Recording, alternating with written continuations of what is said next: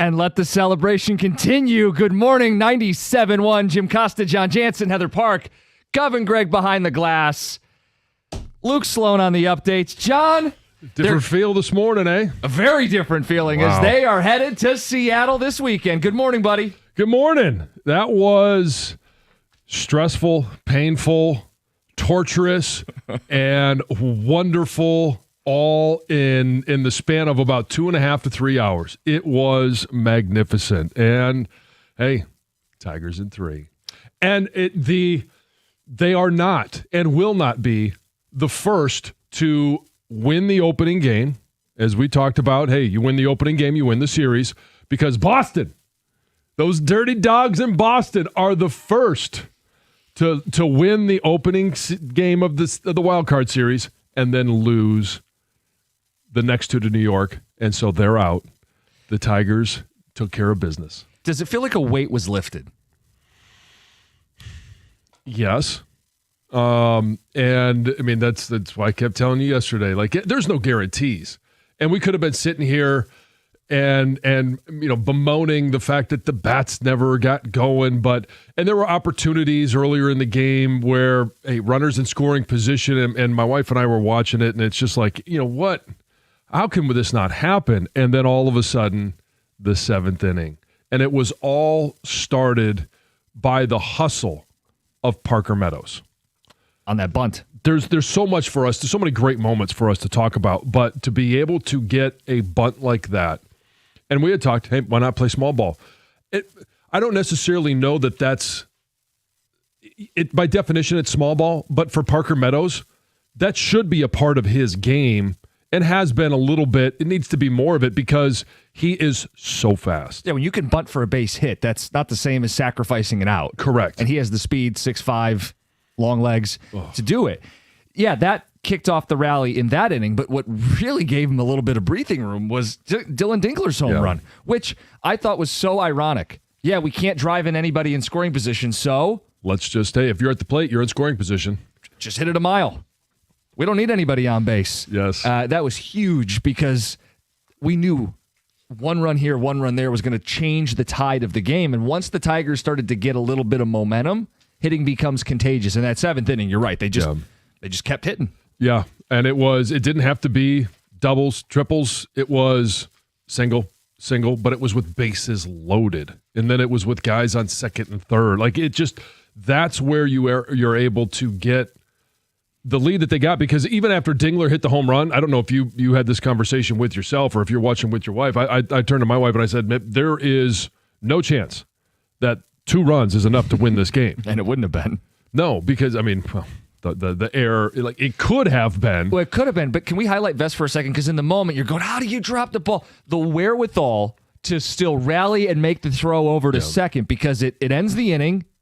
The alternative is Jose Ramirez is on second base, and Vest's pitch count starts to climb up. Right. That was it. Look, he catches the ball, he doesn't have to make the throw, but the fact that he was able to pick up and not let one mistake be 2. Score. Yeah, exactly. But yes, and to highlight it even more is the wherewithal, the hustle, the ability to put a bad play and not make one play into 2 bad plays to make that throw. But Javi Baez, his tag on the Dingler throw to second base on Ramirez stolen base, yeah, and then to get Ramirez at second, like, Ramirez right now has got to be waking up going, man, I just can't get to second base. All I want is second base. And the Tigers, and it's Javi Baez with a teach tape of how to place a tag. Like, if you don't have a throw from Dingler, like, that's the first thing that starts it, right? It is a laser beam, and it's on the money. But it's the tag that finishes things off. If you don't have a tag like that, even though the throw is great, you're probably not getting them. Same thing with Vest. Great throw, but it's all about the finish. I asked you if there's a weight lifted off their shoulders. They blew a 15.5 game lead in the division. I don't know if you've heard that. They heard that, and multiple Tigers referenced that. Jack Flaherty with Jennifer Hammond, Fox 2.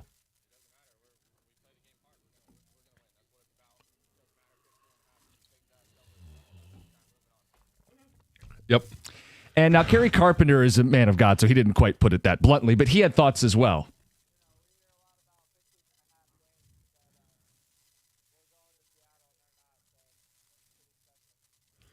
That was with Brad Galley after the game. Weight off their shoulder. Specifically, Cleveland had been a problem. Oh, yeah. Last year in the playoffs, this year down the stretch. I don't want to overstate it, John, but I also don't want to understate the significance of taking down those guys who have been a problem for years. And now seeing the offense come alive, even a little bit, right? It's that whole see the ball go through the hoop. A little bit of confidence. Seattle is not untouchable. You know, I mean, you're going to throw Skubal twice in a 5-game series if necessary. Yeah. So he's going to throw in potentially more games and a higher percentage of the games this round than he did last round. Meanwhile, Seattle's number one, Brian Wu, I was reading last night, it's uncertain. He might not pitch at all in this series. Yeah. And so, yeah, those are all things that we'll get a chance to take a look at. And I know that, it all starts tomorrow. I know. So there's not much time to sit around and wait. They're on their way out there, and it is going to be a great matchup.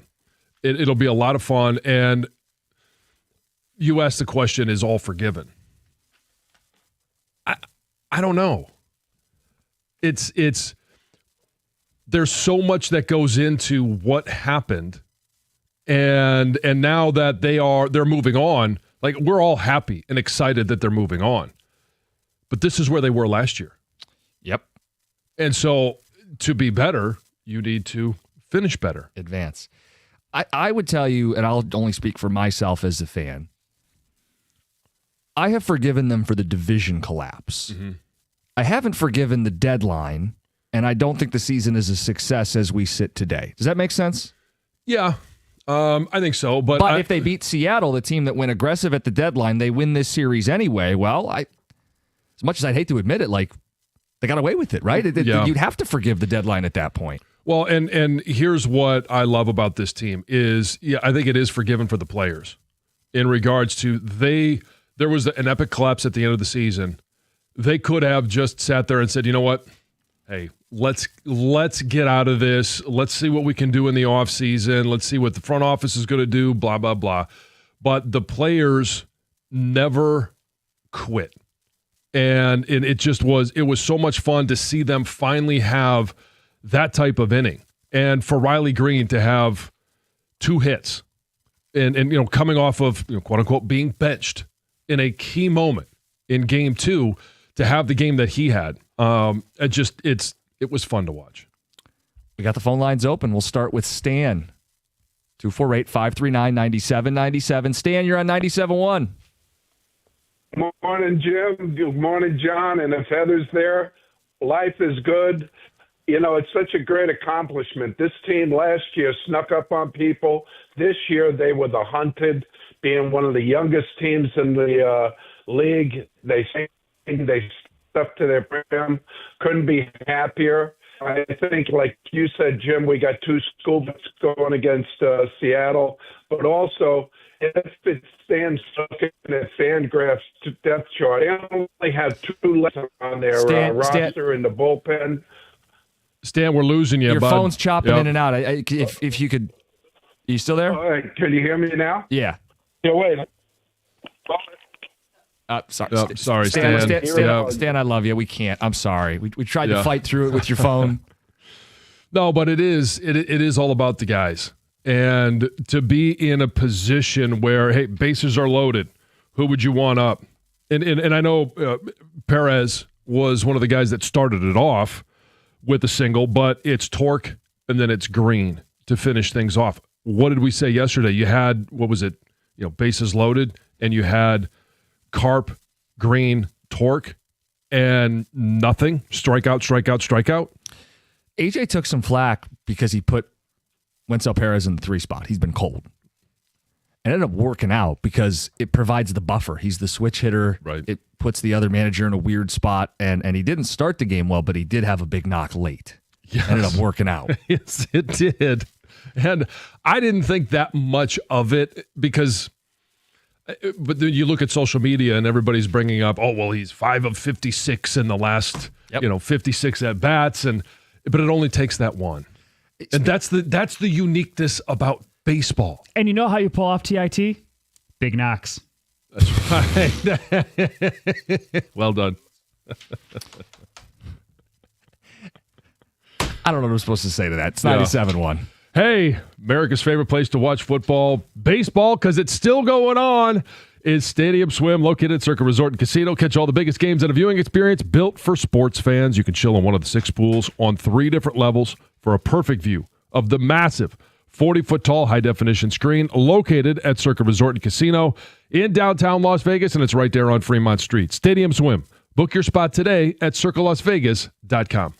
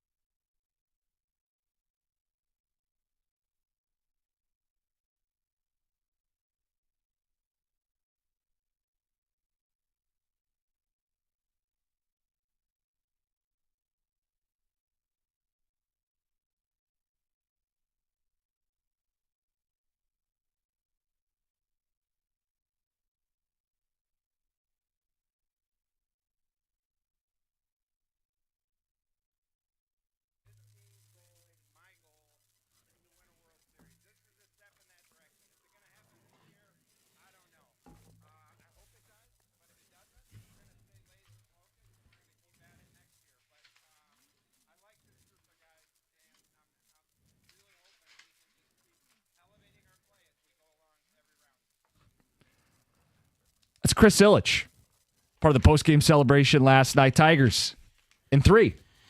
TIT? Yep, Tigers in 3. That's what. And they're in the second round. They'll be in the ALDS Saturday, Sunday in Seattle. Tuesday will be the first home game at Comerica Park. John, they did it. They advanced. Now we asked a question, is all forgiven? That's more of a complicated question. It is, and it's... So I let's start with AJ, and let's just keep it to what we saw on the field.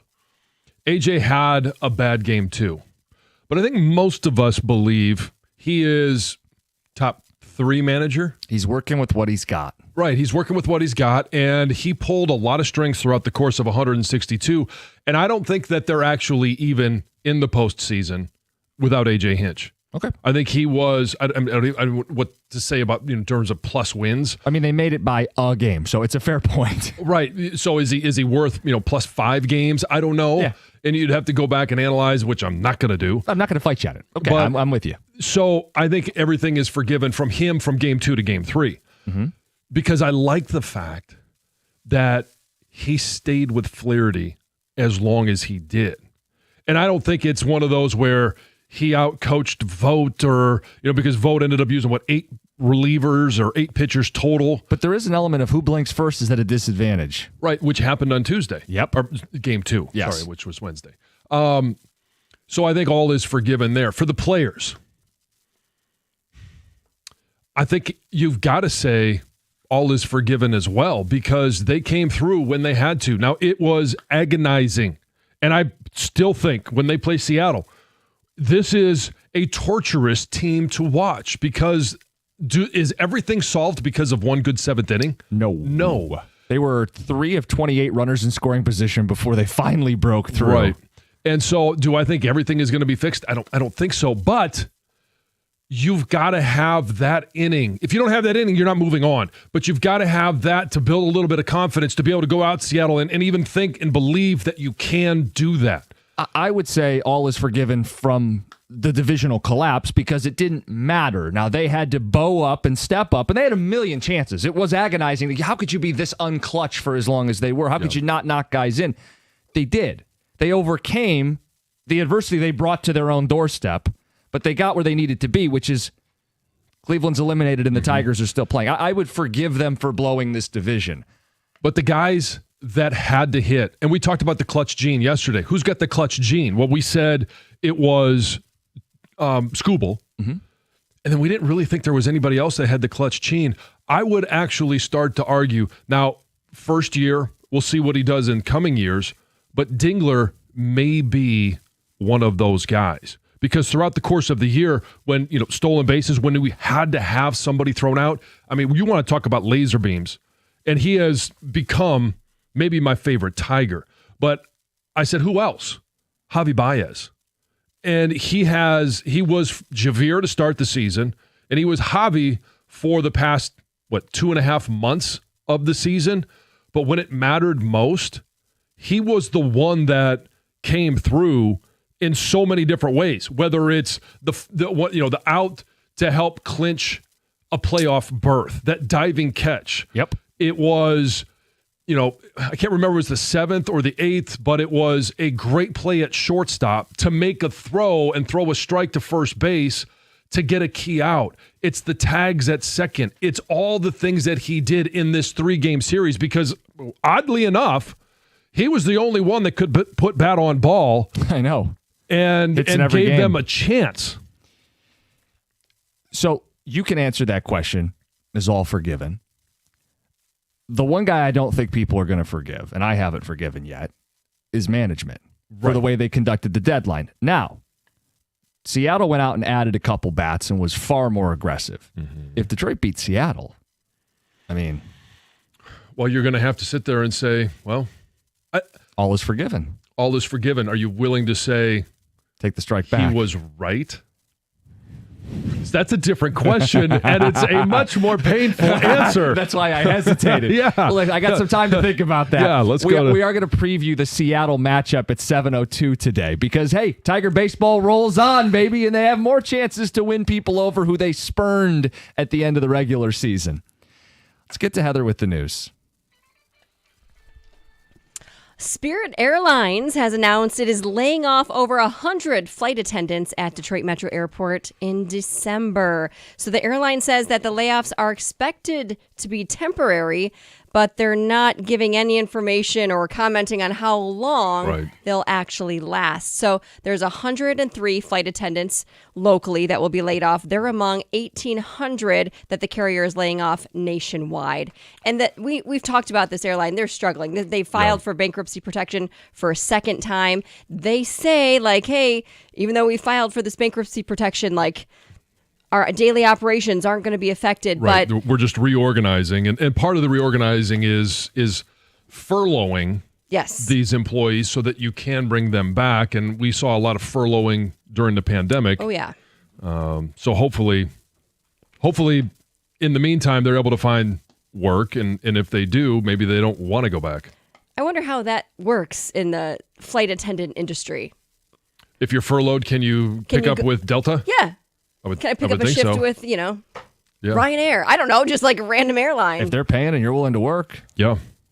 I don't know. I don't know if they have contracts yet. It's a good, right. I'm not really sure how it all works. Hey, the LCA will be serving up some new food when you go there for some Red Wings games. Yeah, so when the Wings hit the ice on October 9th, you can get your hands on, let's say, lobster rolls. Oh. Okay. House-made short rib pastrami sandwiches. Okay. Ham and cheese sandwiches with Dearborn ham. New York-style pizza with mushrooms and goat cheese.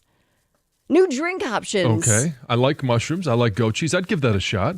Sounds like all very good things to go check out. We'll have to have our season ticket holder give us the update. A little short food rib reviews. ravioli. Oh, that sounds great. Could be pretty right good. Up your alley. Maybe it'll replace your bolognese. Oh, a new number one. Yeah, maybe. Chocolate chip cookie ice cream sandwiches. Ooh, sounds All right, great. that's easy call. I mean, it all sounds good. They're going to have some new drink options as well. Handcrafted margaritas, themed drinks to focus on the season's centennial vibe. There's going to be new vegan options. Lots to check out food-wise. What about improved blue line play? Any word on that? The smarm. Yeah. Police on Thursday were following. Actually, they picked up on a stolen pickup truck. They were using a license plate reader picked up on this stolen truck. They were able to kind of block this truck in at a gas station. But while the truck was like surrounded by vehicles, the driver said, you know what, I'm going to get out of the situation, backed up right into a patrol car, tried to then drive forward. A trooper did deploy their taser. Police were able to take the driver, who happened to be an 18-year-old from Detroit, into custody. They also say there was another 18-year-old woman in the vehicle along with a 1-year-old baby. So they were also inside the truck, and police are just saying, good job finding this stolen truck and getting this person off the streets. Waiting in line. We've all had to do it at some point in time. It sucks. Nobody likes to wait in line, right? But science says waiting is actually good for your brain. Oh. Yeah. So research shows that it strengthens self-control, helping us resist short-term temptations in favor of long-term goals. Okay. And it's not just waiting in line, but it's waiting to, let's say, make a big purchase. Sure. Yes. You might make a big decision. Yes. You might instantly think like, I want that. But if you wait a little bit, you work through the whole equation and the pros and the cons. Yeah, and they say waiting and silence, I guess if you do it together, can foster reflection, creativity, and better communication, even in everyday settings. It makes sense because I definitely believe the opposite is true. Like the fact that we get everything instantaneous. Oh, yeah. It probably hurts your brain, so Instant it would make sense gratification, that the opposite would be good for you. Yeah. Yes, I like the waiting in silence. I know. This is kind of interesting. The way you wake up in a hotel room could completely change. So Holiday Inn Express is testing a new, listen to this, scent-based alarm clock. Okay. Yes. What scent? So it basically works like a diffuser would work, where it releases a scent to wake you up in the morning. And it sounds like you would get to choose the scent that you'd like. But of course, there's only so many. Like bacon? Well, that is a scent that is offered. So it's not in the U.S. yet, but they're trying it out right now. Australia, New Zealand has it. You can pick from coffee, bacon, blueberry muffin scent. Okay. in Japan, in Thailand, Singapore, they have like a mango option, a pear option. I usually have a scent that wakes up the rest of the room. All right, Heather with the news. It's 97.1. Picks are next.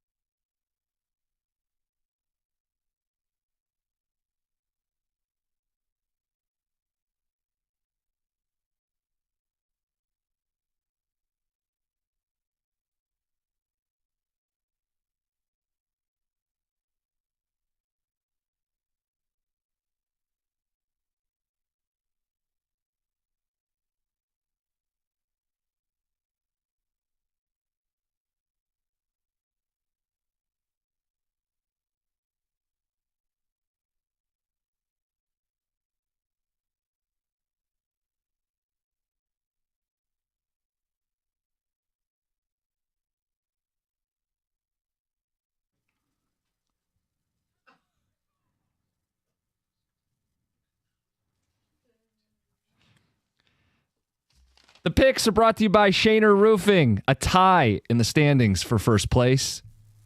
Tom, the Governor Milliken, in first with yours truly. John's a game back. Heather, 2 games back. Wait. Say that again. You're 1 game out of first place. Okay, no, the next one. Heather is in 4th place. Oh. And Greg is in last. Now, quick note. How's it feel? Heather did message me last night. She goes, hey, you haven't sent the picks. John, I think she's starting to grind some tape looking at some X's and O's, the All-22 to catch up to us. Have you heard the picks over the last couple of years? She's not grinding on tape. Well, she might need to start. She's in 4th place. Yeah. Greg. I argue that I'm spiritually in first place because I'm having the most fun, but we start an SEC country where College Game Day and Greg Palm will be in Tuscaloosa for Alabama hosting Vanderbilt. Alabama's favored by 10.5 points, Jim. Vandy's the trendy underdog, right? They did it last year. Look, you get 10 and a hook. Bama remembers. Roll Tide. You know what? I think so as well. And what we're seeing for Alabama, obviously, not a great first week. Ty Simpson has been really good since then. The running attack, except for against Wisconsin, but they didn't have to use the running attack because they threw for 350 yards, has been really good. But the biggest thing, defense. And I think this is where they are able to cover that 10.5 because they hold Vandy. I don't know if they hold them under 10, but Vandy's going to have trouble scoring. This is a revenge game for not just Alabama, the players, but for Kalen DeBoer. I'm going with Alabama as well, but for me, it comes down to Jay Cutler. He went to Vanderbilt. He's not winning these days. No, he's not. Although he did get released from jail a couple days early, so I guess that is kind of a win, but I'll go with Alabama. Jim, you said this and not these quite words earlier in the season. The days of revenge, now we're Supermen, we're Super Bama. Those days are over. Give me the boys from Vandy and the people's Heisman winner, Diego Pavia. Yeah, I was a little torn on this because I think Vandy's offense is for real. But Bama remembers there's no letdown. This would be the ultimate letdown if Vandy was normal Vandy. And what decided my pick here is I was really torn on this, so I was just going to stick with Jim. That way I don't lose any ground. Yeah, well, don't worry. We could be sinking to the bottom. I don't care if I lose the game. I just don't want to lose a game to you. Oh, okay. All right, to Tallahassee, primetime, ABC. It's not Big Ten Saturday night. It's ACC Saturday night. Miami, the U, travels to Florida State. Miami's favored by 4.5 points, John. This is good on good. Florida State's offense versus Miami's defense. Which is going to be able to come up on top? And I think it's Miami's defense. I think it's legit. I'm not really sold on Carson Beck, but I don't know that I have to be because we've seen Florida State's offense be good, but also sputter a little bit. I think they pause first, so I'm going to go with the Hurricanes. Man, I'm also going with Miami. Or you're just taking the picks that I take so you don't fall behind. Do you remember when Anna Kournikova was like a really big deal? Sure. Oh, yeah. Yeah. Well, she's still dating Enrique Iglesias. He went to Miami, and so did a slew of other celebrities. Oh, okay. Yeah. Yeah, John, you missed that. You can run, you can hide, but you can't This escape is why she my wants the love. picks ahead of time. Looking into my crystal ball, I see a decisive victory for the U.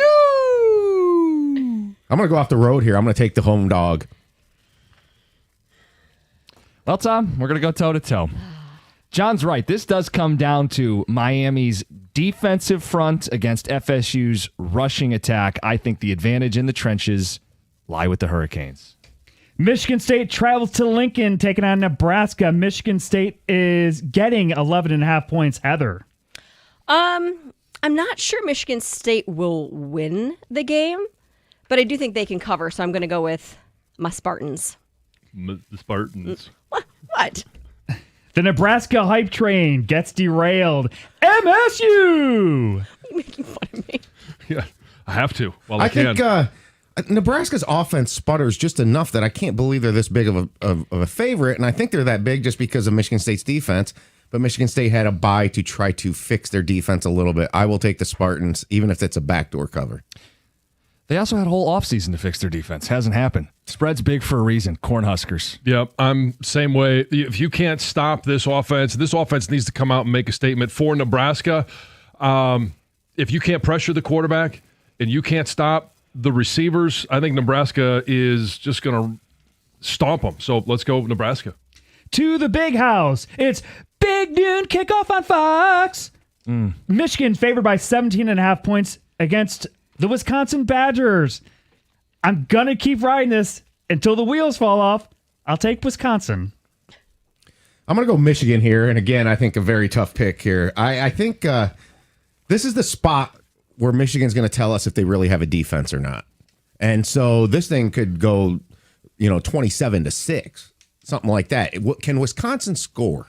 That's my question here. That's why I'm taking Michigan in the points. I don't know if you guys have noticed what's going on here. Greg, the last time you correctly picked a Michigan game was what? I believe they won the national championship. So it's been a minute. I was going to pick the opposite of whatever Greg did. So give me the Wolverines. I'm taking Michigan as well, and here's why. I know that the rush defense for Wisconsin has been good, but they haven't really gone against anybody that's got a good rushing offense. They struggled to score points. They only scored 17 points against Miami of Ohio. I know they went for 42 against Middle Tennessee State, but so does everyone else. 14 against Alabama, 10 against Maryland. That was at home. Identity crisis. They don't know if they're a physical team, if they're a passing team. So give me Michigan.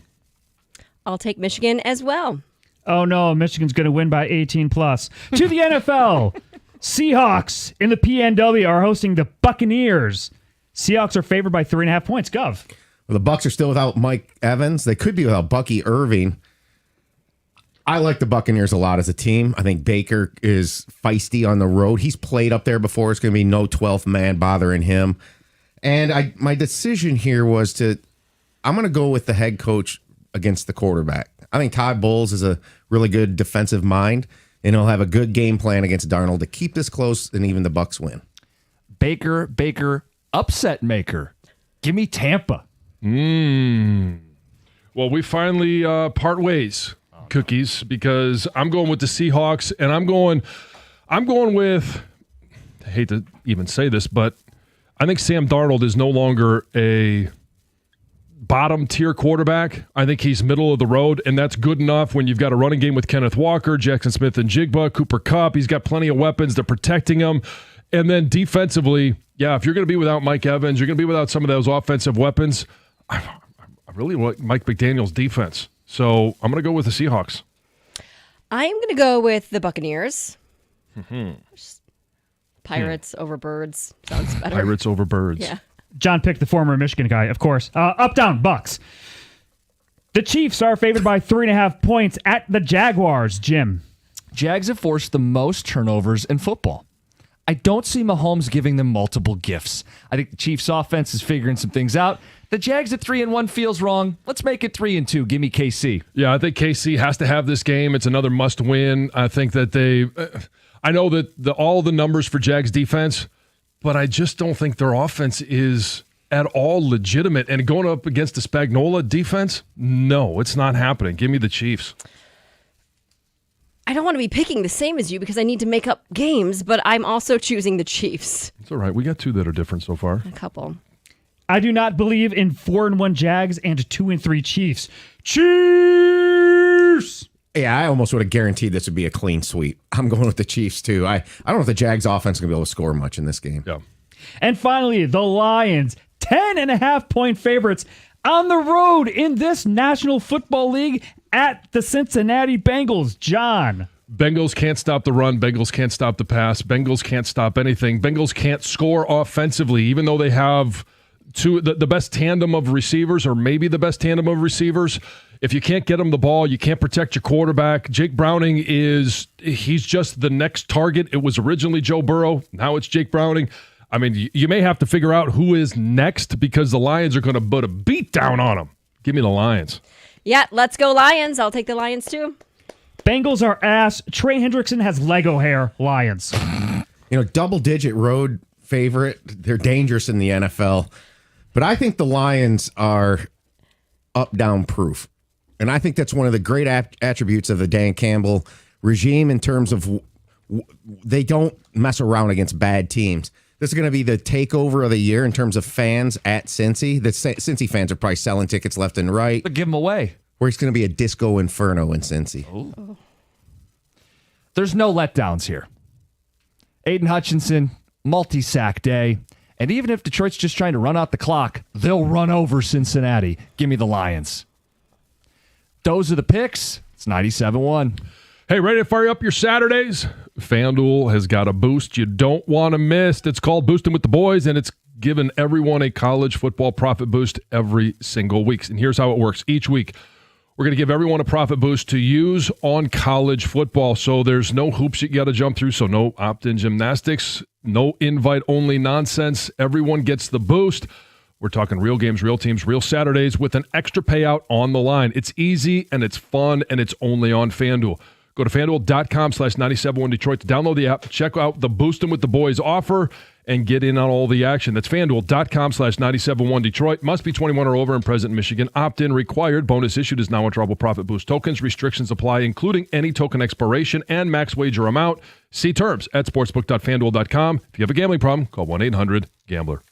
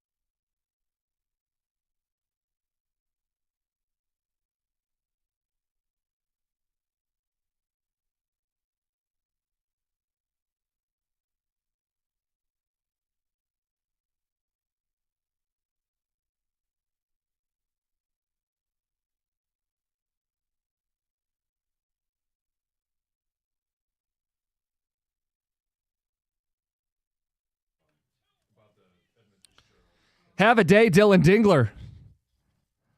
Home run.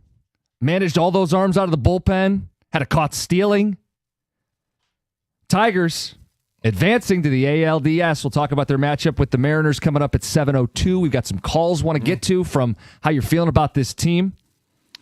John, we also got a football game this weekend. We can continue our dominance over the state of Ohio. Yes, and who doesn't love winning in Ohio? It's a little sweeter than all other wins. It's going to feel like Ford Field South, is it not? Yeah, I've been chatting with a number of individuals over the course of the week that there are Lions fans en masse going to Cincinnati. And I had a couple of people say, hey, Saturday night, you want to come down? I'm like, no, there's only two reasons I go to that state. One, it's a kid event, or it's work. And this doesn't, cover either one. So you're on your own. Good luck. But yeah, this is last year's Indianapolis Colts game. This is the drive to game that even before, Joe Burrow was hurt and Cincinnati's been, heading in the wrong direction, and you're going to get a lot of people trying to sell their tickets in Cincinnati. I think that is going to actually inflate the number of Detroit fans that will be down there, because it may actually be cheaper to go to Cincinnati to watch a game, even if you're just driving down and back in the same day, because it's a 4:00 start. I would imagine it would be. And there's also this dynamic, like Cincy fans, they're probably waving the white flag. Our season's over. Our quarterback's hurt. And if they want to sell their tickets normally, they're not going to get very much. But if they want to sell them this week, I know there's a bunch of people in the state of Michigan that would gladly swoop in and purchase them at what feels like a discount for what they normally pay at Ford Field. Yeah, I think this will be a lot of Honolulu blue. It'll be a takeover. And, John, it does feel like the Lions are letdown-proof, does it not? It does, and we've obviously seen them bounce back, and I don't know if you want to call Game 1 a letdown. I don't think it's a letdown against Green Bay. No, I'm talking about, like, you get the big emotional win, and then you overlook your opponent. They don't do that. Right, well, so it could have been a big emotional win at Baltimore, and then overlooking Browns coming to town. Well, okay, they didn't do that, and now you're going down to Cincinnati. It's a road trip. It's a business trip. You're going to be a little bit more focused to begin with, but it's Cincinnati, who's been awful. Yeah, like, what are they even selling for this game? Like, they can't protect. The quarterback isn't Joe Burrow to where he can be a superhero and find a way to make it work. It just looks ugly. They've got a couple good receivers, and Detroit's got some banged up corners. First game without DJ Reed. But, look, if Detroit's got a lead, Aiden can pin his ears back. If Detroit's got a lead, they can run the ball and lean on you. And since he can't stop anybody. No, they can't. We do want to hear from you if you are one of the Lions fans making this trip, and your confidence level that Detroit just doesn't have any bumps in the road here. 248-539-9797. We also have those Tiger fans. Mm-hmm. We'll hit those phone calls as well. Let's get to Shane in Farmington Hills. Shane, good morning. Good morning, guys. How are you? What's up? Good. It's Beaver Meat Shane again. I've been on hold for quite a while, but I wanted to tell you guys yesterday, first of all, what an amazing game from the Tigers. I am so relieved. I had a ticket text to you guys yesterday. I had said that the Tigers were going to win 6-3 with a big 4-run inning between the 5th and the 7th with home runs from Dingler and Torres. The only thing that I missed was the home run from Torres. So that was just crazy to almost call that to fruition, but I just wanted to let you guys know. I feel more confident in this team going to Seattle with, with this wild card win more than I felt as confident as I was with them going to Cleveland with the 15.5 game collapse, like the divisional pressure. You know what I mean? Like, I don't know. Do you guys kind of feel like the same way? Yeah. Or I do. You do? Okay. I do. And I think you're not going to be alone today. I think a lot of Tigers fans, the wind's back in the sails, right? That's a team they had a lot of weight on their shoulders with Cleveland. Get through Cleveland, set up Skubal potentially twice in this series, Game 2 and Game 5 if necessary. Seattle's number one pitcher, Brian Wu, is still injured. He may not be available at all in this series. Suddenly, you start looking at this weekend in Seattle, and if you get Skubal to split, you come home with a split, and then you're throwing Mize and Flaherty. And if I know that comes down to can they score, but if you feel like the offense kind of cleared out the system a little bit. Yeah, I know. I mean, you mentioned that it was constipated. Yeah, and the 7th inning was not that. It was a release. So I do think that there is a matter of confidence that they should be going to the plate with. And there should be a matter of be aggressive at the plate, not overly aggressive, swinging outside the strike zone is one of the things that they did well. When you look at forcing Cleveland pitchers in Game 3 to throw over 150 pitches, I think it was 154, and it was good at bats. It was getting the starter out in the third inning because he had a 27 pitch first inning. Like those, you may not have scored. You may not have taken advantage of every opportunity, but if you can get to the bullpen and you could start in the playoffs, that's the whole key. How quickly can you get to the bullpen? Because not only does it pay off in that game, but if you could do it in Game 1, now all of a sudden it makes managing decisions for Seattle, if that happens, much tougher in Games 2, 3, 4, and 5. And Cleveland had the better bullpen. Cleveland had the best bullpen I think Detroit's going to face in the postseason. But if you can get to them, and by Game 3 they were throwing everybody out. Everybody in the kitchen sink. Yeah, and then Tiger's able to clear the system. Mm-hmm. Something like that. Let's get to DeCroy in Detroit. You're on 97.1. DeCroy, what's up? Hey, how you doing? What's going on? I was just wanting to touch bases on them Cincinnati tickets. Like me and my brothers, take our wives to away games at least once a year, and Cincy was a good game to go to. But about a month ago, you couldn't get 2 tickets for like $1,100 to $1,200.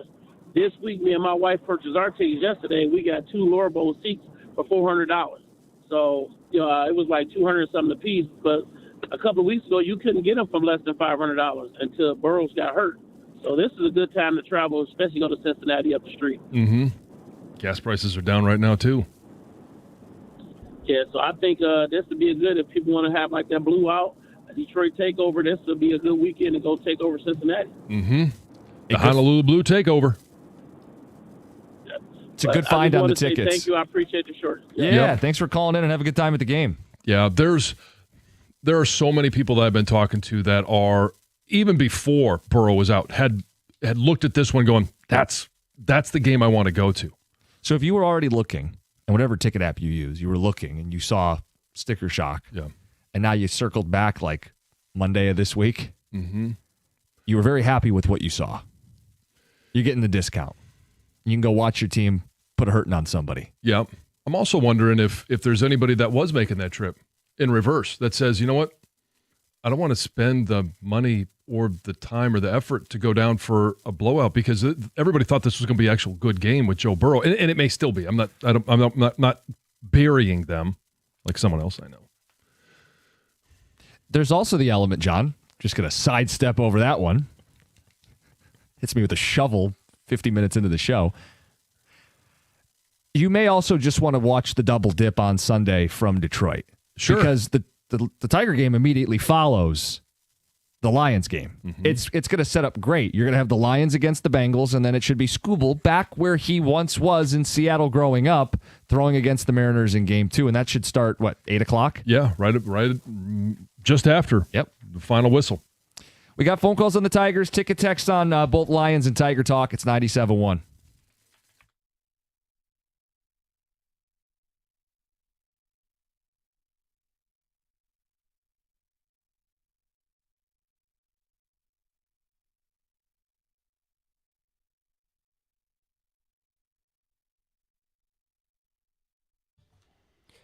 Brought to you by Moran Buick GMC. The Tigers going to the ALDS for the second straight year. They beat the Guardians, get the last laugh in Cleveland, 6-3 the final in Game 3 of the Wild Card Series yesterday. This was a 1-1 ball game in the 6th. Dylan Dingler, the Ohio native, broke the tie with a solo home run, making it 2-1, and then 4 more runs in the 7th. Wencio Perez, Spencer Torkelson, Riley Green finally getting some knocks with the Tigers having runners in scoring position, and they're now going to the ALDS for consecutive years for the first time since 2011 to 2014 when they made 4 straight. Dingler, the hero in this one after the game in Cleveland.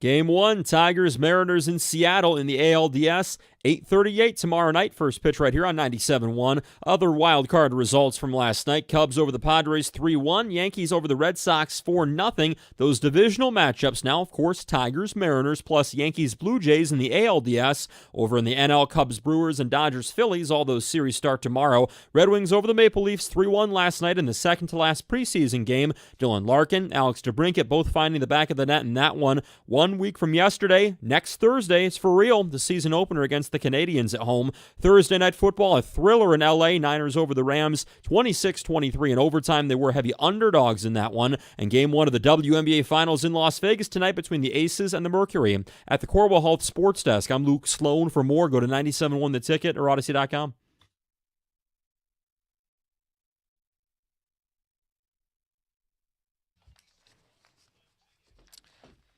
Good morning, 97.1. You heard Luke Sloan on the update. Jim Costa, John Jansen, Heather Park, Govin Gregg behind the glass as the Tigers are moving on. Champagne celebration last night. They'll be in the ALDS out in Seattle this weekend, Saturday, Sunday.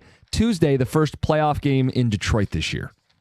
And John, question, we've already gotten calls on it. How do they match up? With Seattle? Mm-hmm. Wow. Well, you already mentioned their number one pitcher is questionable to even pitch in this series, so I don't know that he goes in game 1. Yeah, this is from the Seattle Times yesterday. Brian Woo's availability for Mariners ALDS roster remains unclear, and they speculate he may not even be available until game 5 at the earliest. So that's a big edge. It is a big edge. And so it's really going to come down to, can the Tigers take advantage of moments like we saw them do in game 3? Can they take advantage of getting runners on base? Because I do think that they're gonna be able to get guys on the base pass.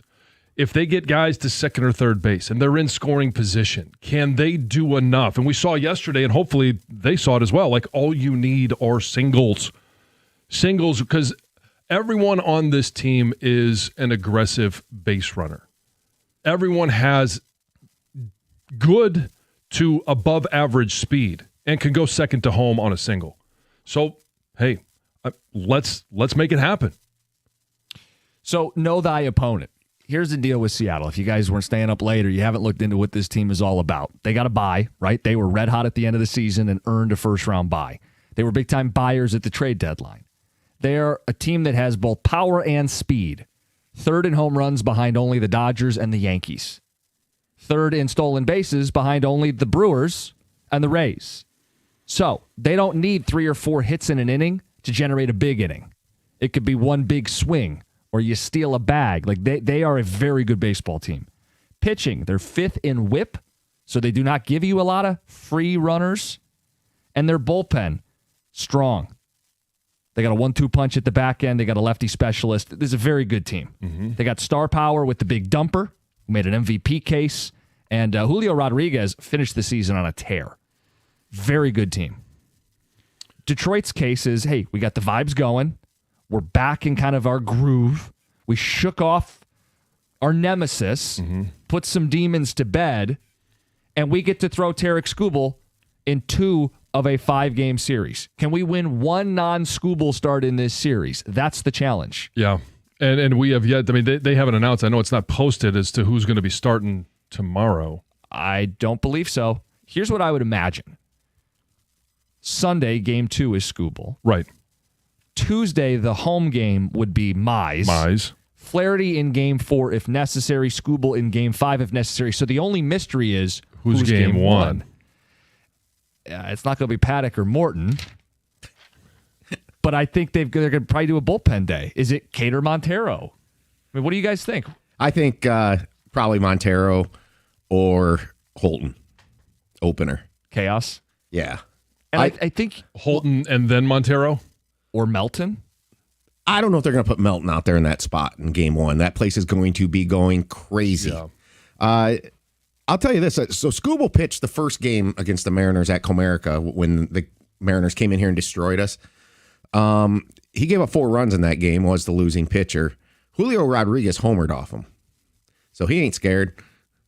You know, I mean, it's going to be a daunting task. I think assuming the Skubal win on Sunday, I think it's a toss-up. He makes it a toss-up, but I don't know about assuming that's the one. Can you agree the win is getting through this weekend's split series? Yes, 100%. If you could take one, which if you were sitting there, you don't want to give up game one, you're going to fight your ass off, but game two with Skubal, and you can come back to Detroit 1-1, that's the entire key. So, I mean, it's very similar to the ALDS last year. It was set up the same way with the Skubal starts, and I think they used an opener in game one. That didn't go so well. I think one of the things here with these teams that are off for a week is, can they keep the bats hot? And to me, that's what stinks about Skubal not being able to pitch tomorrow instead of Sunday, because, it's going to be these guys, the opener chaos is, it didn't work so well this year, did it? No, they have not had the arms for it. No, that's why I'm wondering, are they going to go with Montero to start, or are they going to go with someone else to just give Montero the opportunity to come in, I don't know, halfway through the second? And not face the heart of the order? Yeah, and then he faces the heart of the order one time, but it's the second time through for them. And you got to plan, AJ, it's hard. Playing for tomorrow is not the greatest thing to do in baseball, but I think it applies here for games 1 and 2 because he's got to be careful that he has the right bullpen arms to get the Skubal win. Skubal's probably not going more than 6 against that lineup. They're going to work his counts. These guys are they got really good hitters. So you probably want to go Finnegan, Holton, Vest to close out that game if you're leading, So you got to be careful about what you use tomorrow. At the same time, they'll have the off day Monday. So if you have to use the same arm on both Saturday and Sunday, as long as it's not like a 2-inning effort, you can get away with it. And if you have a chance, I don't want to say steal one tomorrow. I think game 1 would be a steal. Then you absolutely steal. You do what you got to do, and then you turn and tell Skubal. And I'm with you. I think it's probably a 6-inning outing. But, hey, when you had to have it, what'd he do? He went 7. And when you had to have it, he was that guy that put together a special performance. Just so people have the background, Detroit season series with Seattle, 2-4. Skubal against the Mariners made 2 appearances, 5.91 ERA. And they didn't have Suarez or Naylor.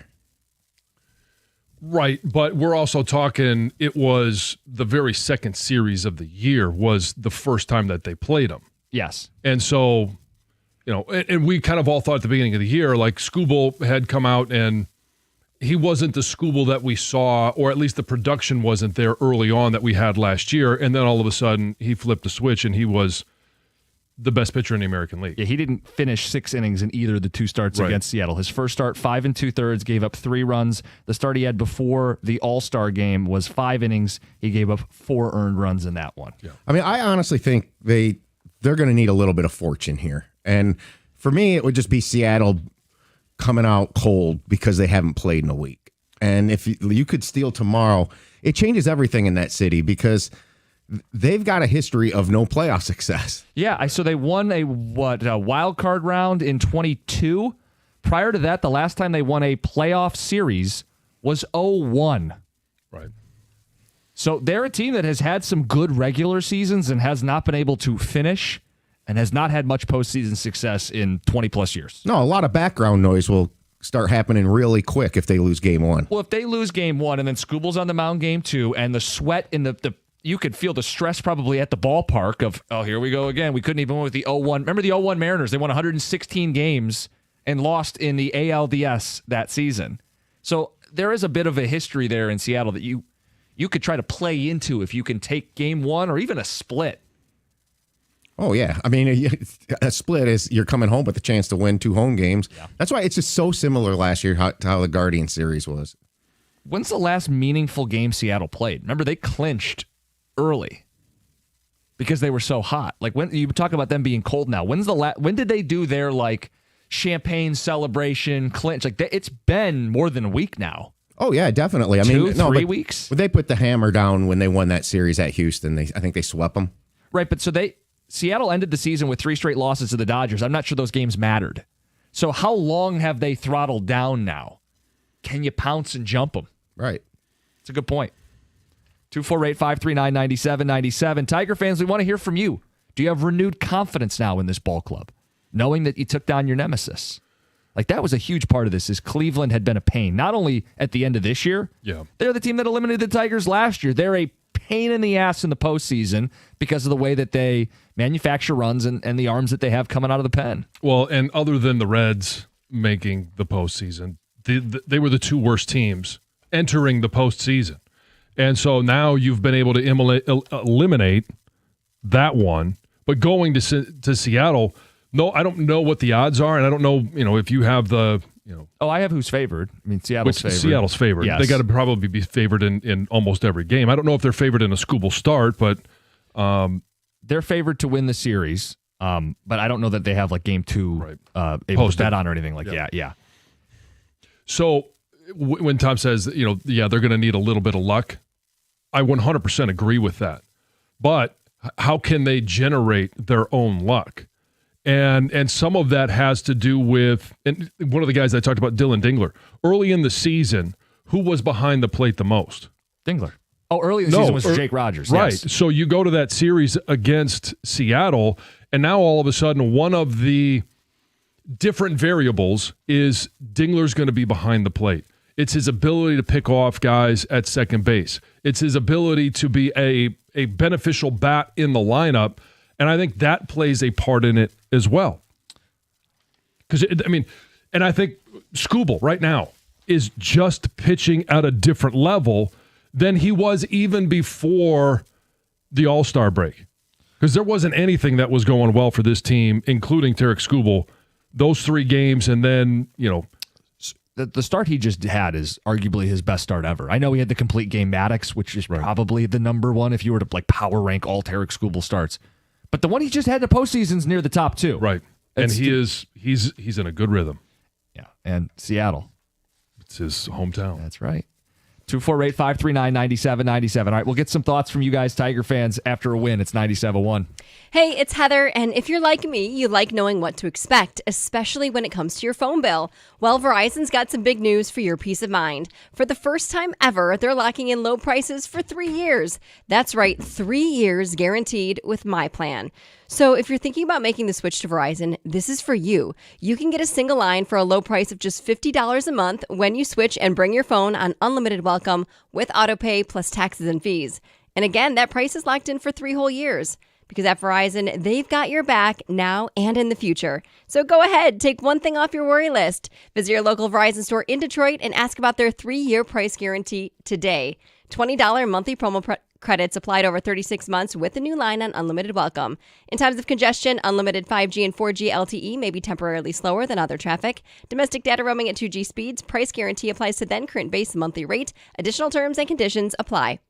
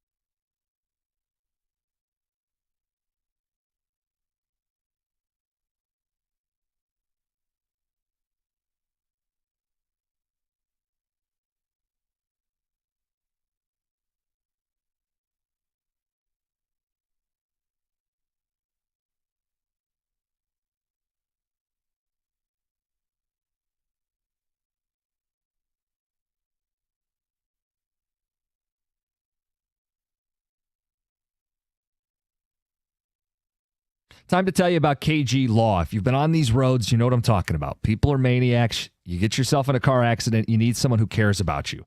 KG Law, 877-KG Cares. That's KAJY, KGCares.com. They specialize in car accidents. So you're going to get someone who puts in the work, knows what they're doing. They're not going to settle for a lowball offer for the insurance company. Get my guy, Lawrence KG, 877-KG Cares, KAJY, KGCares.com.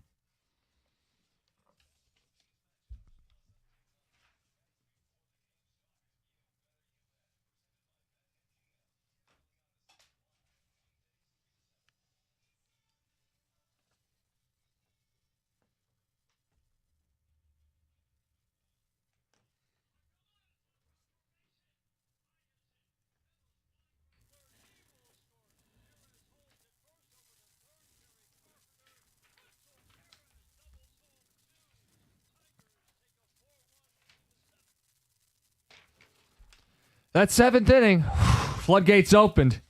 Tigers offense finally broke through. They had so many chances in the series. And they'll advance, take down their nemesis, the Cleveland Guardians. And for all the talk of blowing a 15.5 game lead, the players after the game sounding off on that. Let's get to Jack Flaherty.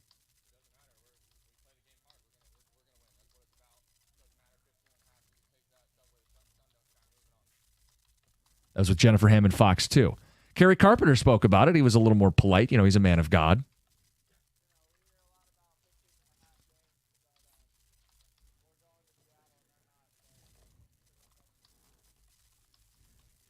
They get the last laugh. And I do think it weighed heavy on this team that Cleveland was the roadblock.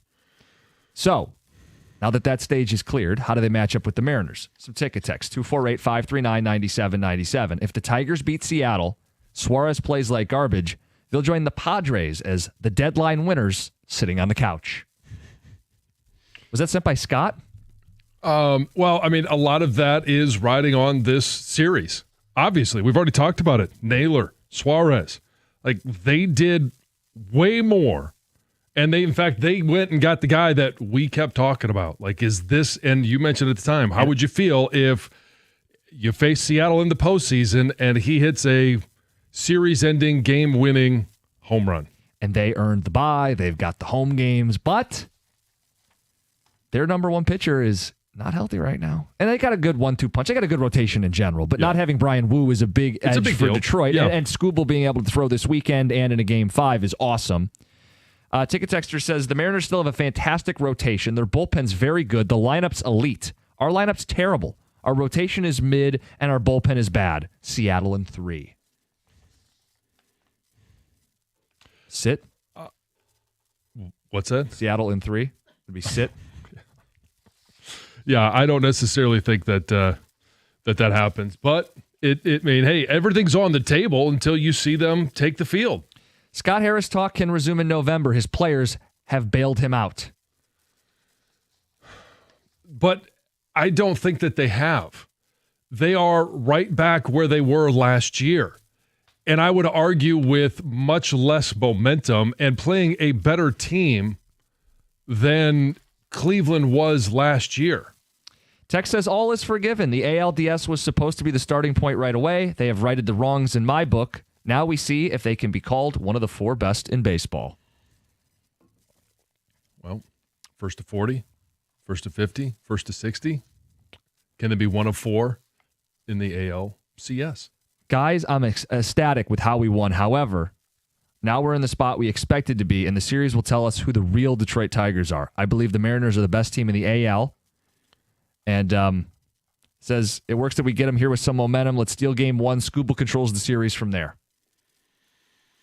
Well, if you could steal Game 1, how good do you feel putting Skubal on the mound for Game 2? Is there a world where they come back up 2-0? Well, and then you get to do your Tigers in 3. Well, okay, so I'm not going there. Yeah. 248-539-9797. Troy Melton is who Arizona wanted for Suarez, among others. If Melton pitches meaningful innings and gets Suarez out a couple times, we win the series. Harris gets that second strike rescinded. Unlikely, but it would be poetic justice for Scott Harris from an unnamed texter. get to Haley in Toledo. Good morning. You're on 97.1. Good morning. What's up?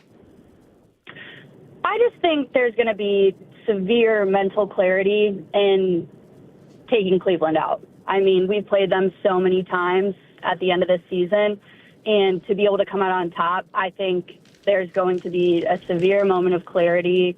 The Tigers can have a little bit of fun again, and I think that's going to serve them well. I'm going to go Tigers in 4. Maybe we split on the road, but come back and secure it. And then you don't even need Scooble for Game 5, and he pitches Game 1 of the ALCS. Haley, sign me up. That'd be awesome. Yeah, that would be unbelievable. Imagine you take Game 3 to go up 2-1, and you can end it at Comerica Park. That's a little deja vu of last year, though, remember? Yes. And they didn't lock it. That's when they went in the tank again. They couldn't hit with runners in scoring position in Games 4 or Game 5 back in Cleveland. This year it would be back in Seattle. In Haley's scenario, we don't have to deal with all that. I like that a lot better. Well, and it's also, were they able to, how much confidence did they get in bats with having the 7th inning that they had? How much confidence do they have of coming out of winning another series? We talked about it. Hey, AJ has preached, just win series. You get a chance to win a series against Cleveland, you finally do. But in that win against Boston to clinch the postseason, like there was no inning where they looked at it and said, oh, well, we scored 4 in this inning or 5 in this inning. No, they won that game 2-1. So remember back when they were scuffling, they had that game against Toronto, trying to salvage a game. They were up 3-0, 9th inning or 8th inning. Looks like they're going to win the game. Yeah, whatever. And then the bats just come alive. They add on an add-on run, and then another, and then another, and then another. And then the bats heat up for a couple weeks, maybe up to a month. Yeah. Well, and maybe that's what the Arizona. 7th inning and that maybe that's the 7th inning of yesterday. Like baseball, that's a great poll, Greg. It's a good poll, and baseball's a weird game this way. Like, momentum matters. Detroit had none at the end of the regular season. They just built a ton of momentum, and Seattle has been stagnant. Their last 4 regular season games were meaningless, and then they sat on the couch all week. Yeah. It opens the door. I mean, look, Seattle's the better ball club. They earned the bye in the home field, but this is not like a unwinnable series or daunting. Detroit's right there. So I'll ask a question when we get back to the Tigers. I'm going to write it down now. Okay. And when we get you back, fold it in like secret envelope. Yeah, I'm going to double secret probation for you. So you have a question for me specifically? Yes. Okay. What I want you to do is fold that paper, set it aside. We've got the cookie jar at 7:35, and it includes one of the more ridiculous debates this show has ever had. It happened off air. We're going to bring it to the air. All forgiven from Tiger fans? We'll get to that at 7:50, plus this secret question. Let's get to Heather with the news. Well, this news is brought to you by Randazzo Heating and Cooling and Electrical. So Swifties were ready and waiting in line at the Target store in Ann Arbor to get their hands on Taylor Swift's 12th studio album, The Life of a Showgirl. And I'm sure it wasn't just at this store in Ann Arbor. I think there were 500 Target stores around the country that opened or it had extended hours specifically for this release, but people got there early and they were in line waiting. They were making friendship bracelets. They were playing her music, waiting to get their hands on these, the album, and also exclusive items specifically sold at Target that you could get as well. So The Life of a Showgirl is now out on major streaming platforms. Now Target will continue to sell the exclusive items they have online and in stores while supplies last. People are very excited. Oh, I'm sure. Yeah. Very excited, yes. On Saturday night, a Detroit police officer went out for a beer, and he went home with multiple felonies. Oh, no. So this officer was on his bike, riding a bike, and he came up to a neighbor's home. I don't know if it was his direct neighbor or just somebody, a neighbor. And he had an issue because their car was blocking the sidewalk. Oh. So he went up to their door and demanded that the family move the car. The family said right away, they've never seen this guy before, said that he smelled of alcohol, was yelling at them. And when they said, dude, get out, you need to leave, that's when apparently the officer stormed into their house and began fighting with one of the family members. By the time Lincoln Park police arrived, the two, like the officer and one of the family members, were like brawling in the kitchen. Like it was things were going down. So the police officer was arrested. He then refused to get in the squad car, which resulted in an additional charge, and he spent the night in jail. So the next day, during an interview, the officer claimed that he was simply trying to prevent the family from getting a ticket for parking illegally, and he said the family was the aggressor, not him. But he is facing first-degree home invasion charges, along with resisting arrest and assaulting a police officer, and those are all felonies. So he is currently suspended with pay, but it sounds like they're in the process to remove his pay, and he's looking at some serious charges. Spirit Airlines is laying off a lot of flight attendants at Detroit Metro Airport. Starting in December, 103 flight attendants will be furloughed, along with 1,800 that the carrier has laid off nationwide. They have said this is supposed to be a temporary thing, but they have not said how long this temporary thing will last. So, well, it sounds like they want to bring them back, but are they going to bring back all 1,800? And it sounds, well, they want to make some, they need to make some big changes with this airline because they have filed for bankruptcy protection twice. And obviously, if things don't go well, the whole airline could disappear. And they're the budget airline. They're the one you go to when you need to get somewhere super cheap. I know.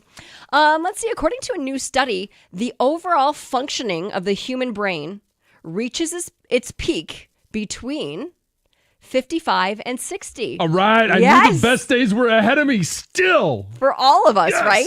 Now, some forms of intelligence build until your 60s, but then others kind of fade away actually early in your 20s. So they say fluid intelligence. That includes reasoning, memory span, processing speed, tends to peak in the early 20s and then just continues to fade steadily. So there's certain things that peak earlier and others later. But basically, hey, middle age, 55, 60, or what are the ones that specifically peak at 55? Well, let's see. Is there anything that peaks at 49 and a half? Crystallized intelligence. This is the accumulation of knowledge and experience, which is great. It says it continues to build for decades. So that's kind of always going up until like your 60s, I guess. You just it's learning from all those bad decisions you made.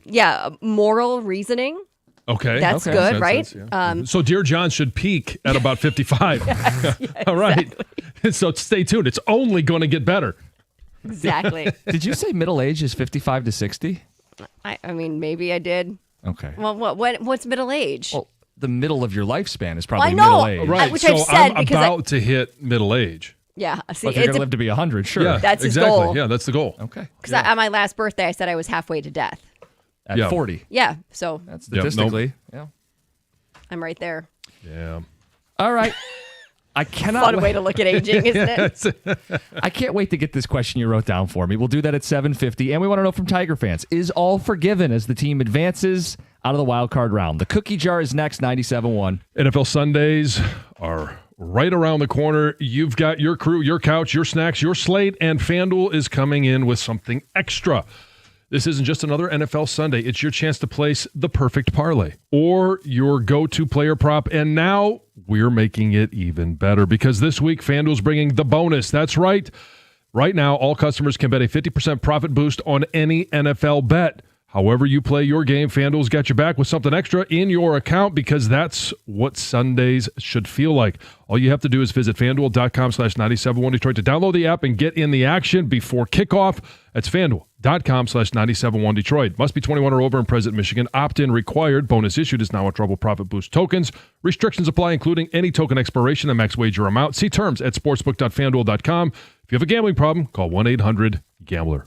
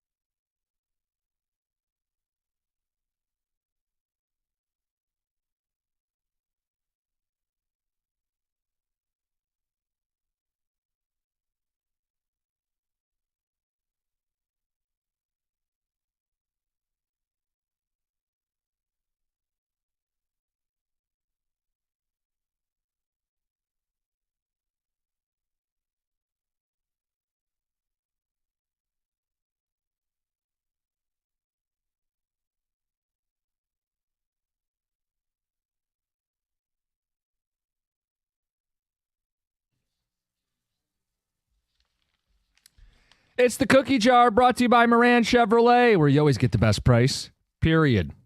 What's the first day of the week? The first day of the week seems obvious to me. Seems like an easy question. Monday. First day of the work week, John. I would agree with you, is Monday. First day of the week. The first day of the week is Sunday.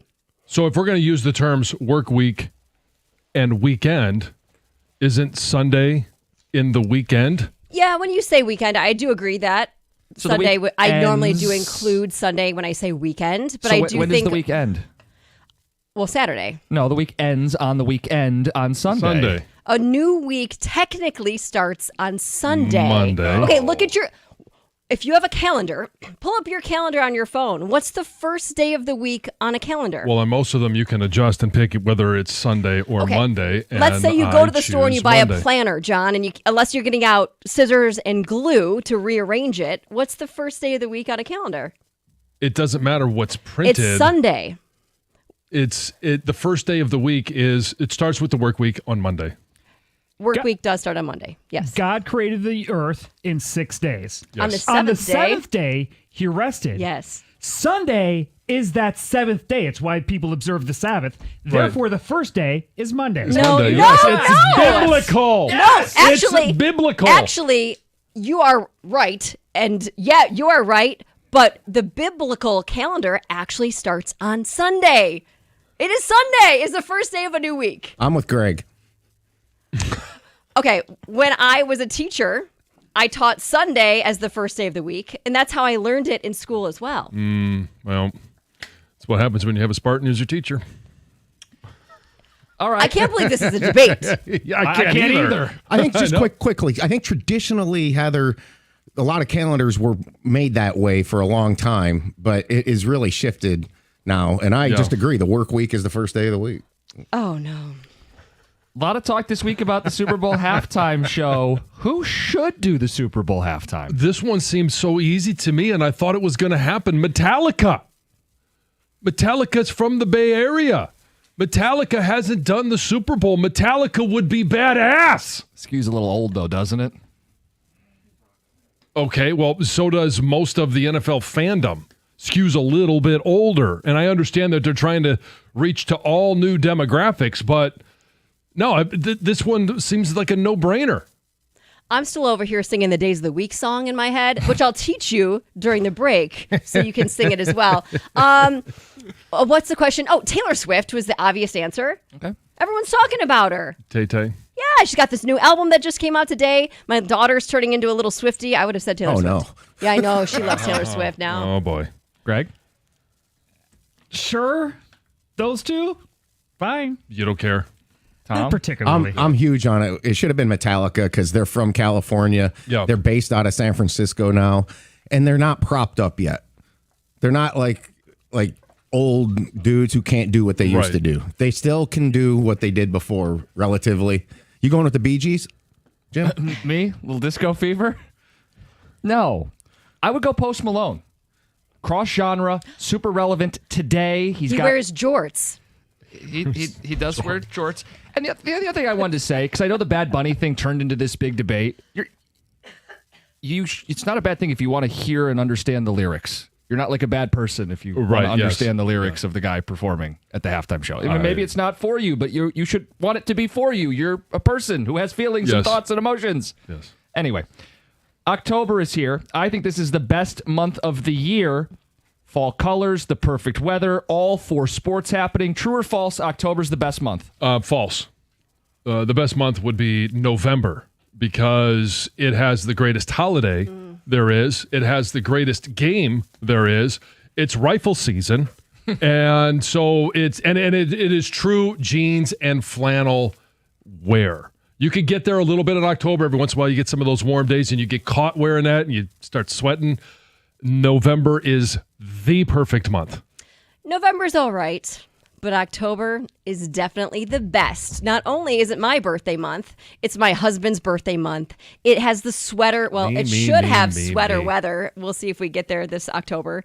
Right. I agree. Which I love. I Yeah. do love sweater weather. It's got Halloween. It's basically like a month-long holiday with Halloween, spooky Just not stuff. a big fan of Halloween. Well, that's your fault. So the way you worded this in the cookie jar was Right back at true you. or false. I, being Jim Costa, think it's the don't best do month this, of the year. Greg. Do you Well, I think think that's true. Now, if you're asking me whether I believe that's true, yes, May's up there. May is it's October and May. 1-2. May's kind of a dull month. May Oh no, flowers, May. There's a April lot showers, that goes spring on in May. flowers. The weather's turning. It's starting to be springtime. Oh more breeze. yeah. You get the boat out. Fishing's good. But at that point, just pick like peak summer at that point. No. Well, I'm not saying it's the best, Anyway. but I am agreeing with Greg a little bit. It's a great month. I will side with Jim here. I do think it's October, and it's just the amount of sports stuff that can happen is unbelievable. Like last October when the Lions were taking off, and then you had the baseball players were unbelievable last year. Yeah, think about it. Like this Sunday, we have Lions into Tiger playoff baseball. Yeah. And I'm not going to be too excited, but hockey and basketball are back too. All right. Okay, move on. Red Wings. My Red Wings. Oh, stop it. God, it hurts my ears every time. Hayride or corn maze? So I'm good with either one. I think they're both awesome. There's ways to improve both, but the corn maze, and I've done this. I don't know if they have it around here in Metro Detroit. I did it up when I was living in Petoskey, but there's a corn maze, and they have a night version where somebody has night vision. And it is awesome to be running around in pitch black, but you got the night vision on. You can freak some people out, and it's just so cool. So I'm going to go with corn maze. I'll go with hayride. I think it's just a little bit more like you can have a drink in your hand, you can relax, you can have some conversation, you could have a goblin chasing you. I don't know. Could be spooky. Yeah. I'll go hayride. No walking. Hayride. What corn maze? Give me the challenge. There you go. Yeah. Corn maze. Have a conversation. You could also do a corn maze with a drink, but it might make it a little harder to get out of there. Yeah. You can, but it's not as relaxing. Skyline Chili, thumbs up or thumbs down? Lions playing in Cincy. Oh, this is clearly a thumbs down because it's not chili. It's not chili. They serve it as spaghetti sauce. They serve it on spaghetti. It is completely misnamed, so you can't even say it's chili. No. And there's just too much going on. No, I'm not a big spaghetti fan, and I don't like spaghetti sauce. You're not a spaghetti fan? Not a huge spaghetti fan, no. Wow. No. Like a food group. That's surprising. Well, for you, I know it is, but no. I've never heard of Skyline Chili until This is why, Really? because until it's now. no good. Yeah. So I mean, I guess I would say no. No, yeah. Well, it's got meat in it, so. Well, yeah, but besides John, I'm that- not a big fan of spaghetti, but angel hair pasta, a little bit thinner. I do like that. However, this and that do not go together. So I'm saying no on Skyline Chili. I've had it. It's a once in a while, so I'll give it an up. It's a food that I wouldn't want to eat very often, maybe a couple times a year at the most. But I do think it's a nice little twist on food. So I have not had it, but my impression is what? It's a pile of cold cheese on hamburger helper? I'll pass. Oh, come on. They don't. Last one. This weekend is National Rhode Island Day, a state nobody thinks about. Okay, correct. If you had to get rid of one state, what would it be? I'm interested to hear what you guys say. Because you're Can we predictable. guess what you're going to say? Oh, come on. Sure, yes, please guess. California? Nope. Ohio. No. No, I actually enjoy Ohio because we own Ohio. I like going there and winning and leaving those people in misery. You need Ohio to have November be the best. Correct. Yes, yeah. So it all works together. So you're not picking California or Nope. Ohio? Nope. New York. New York. There is nothing good that comes from New York. I mean, the Jets and the... Everyone is argumentative. The people are just looking to pick a fight every time you talk to them. It's hard to even listen to them. I had a blast in New York when I went for the first time recently, so I don't know what I would pick. Like Idaho, maybe? Idaho. Potatoes. I know I love Potatoes, potatoes, yeah. but it's just like a state I don't really ever think about. Like, I don't, it's not on my bucket list to go to. We lose the I've never blue been turf there. in Boise. And Yeah, Colston Loveland. All I right, don't know. I'm sorry. I know we're short, but I've got to ask the question. What's No, happening only to you. the state? Are we erasing borderlines? Is it become a pit? Or is this a Dark Knight situation? Oh, no, just wipe it off the map. Yeah, it just gets disappeared. So it never existed? Yeah. It previously did it no You longer can- does. if you want to say Ohio, then you just have another Great Lake. Lake Sure, Ohio. I'll go with Ohio. Okay. Make it a pit. Tom? Mine's New Mexico. I mean, seriously, what's there? I looked, what's it known for? Not very much. So I looked for famous people that are from there, and especially since it previously existed, so these people aren't dying. They exist. I'm erasing it today. Yeah. Famous people from there are Jeff Bezos, Ronnie Lott, Neil Patrick Harris, and Demi Moore. Ronnie Lott. You don't want to get rid of Ronnie Lott. I'm not. He exists. Previously, his homeland is gone. All right. It's his homeland. He can't go home. I went with Mississippi. It's our dumbest state. They hold us back. There you go. That's the cookie jar. It's 97.1. Shaner Roofing. Let's talk about replacing your roof. It's not something you look forward to. It's a big investment. It's why choosing the right company matters. 30 years, Michigan homeowners have trusted Shaner Roofing. This is the deal. Local experts, proven track record. Every roof they install comes with a lifetime transferable warranty. That means your investment is protected for as long as you live in the home and own the home, and even if you sell it. Plus, Shaner Roofing has earned a 4.9-star Google rating. That's thousands of happy customers, the kind of trust that doesn't happen overnight. Decades of quality work and customer care. So, if your roof is aging, if it's leaking, if you're just ready for peace of mind, mymichiganroof.com. That's mymichiganroof.com, powered by Shaner Roofing, Michigan's trusted roofing experts.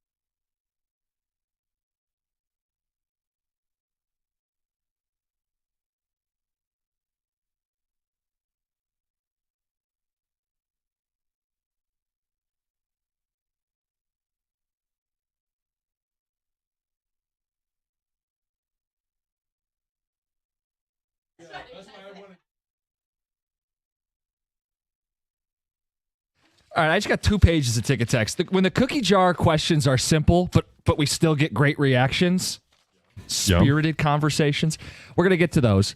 Tigers won, big part of the show today. They're on to the ALDS. We want to know, is all forgiven?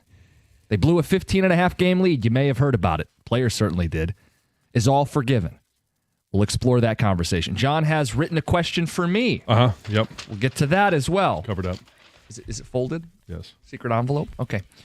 Texter says, John doesn't want his food to touch. Of course he doesn't like Skyline chili.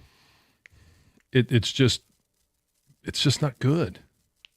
Skyline chili has cinnamon in it. It's gross. Worse than Jim's fake ketchup bolognese, Scott and Carlton. Yeah, I mean, both of those sound bad, but yeah, you start putting cinnamon. Now, I would argue that cinnamon can be a great flavor in a lot, like just a touch of it in a lot of things. It doesn't sound like it would go with ground meat, spaghetti, and cheese. Yeah. They use Skyline chili like Detroit does too. You can get it on your hot dogs or a bowl. It's not always served over pasta. It has cinnamon. It sucks. Okay. Oh, so you can get it as a coney dog. Yeah. Is what we're saying. So it's really runny? Oh, yes. Super runny. Well, Okay. yeah. It doesn't have to be. Because I don't Conies don't picture have to chili be. being really runny. No, but yeah. Heather not hearing of Skyline chili is almost as bad as What's Bronner's. Oh, really? I would disagree. That's why I don't think Skyline chili is just all that great, is because, I mean, if you've been to Cincinnati, you obviously know about it because they're obnoxious about talking about their Skyline chili, even though it's bad.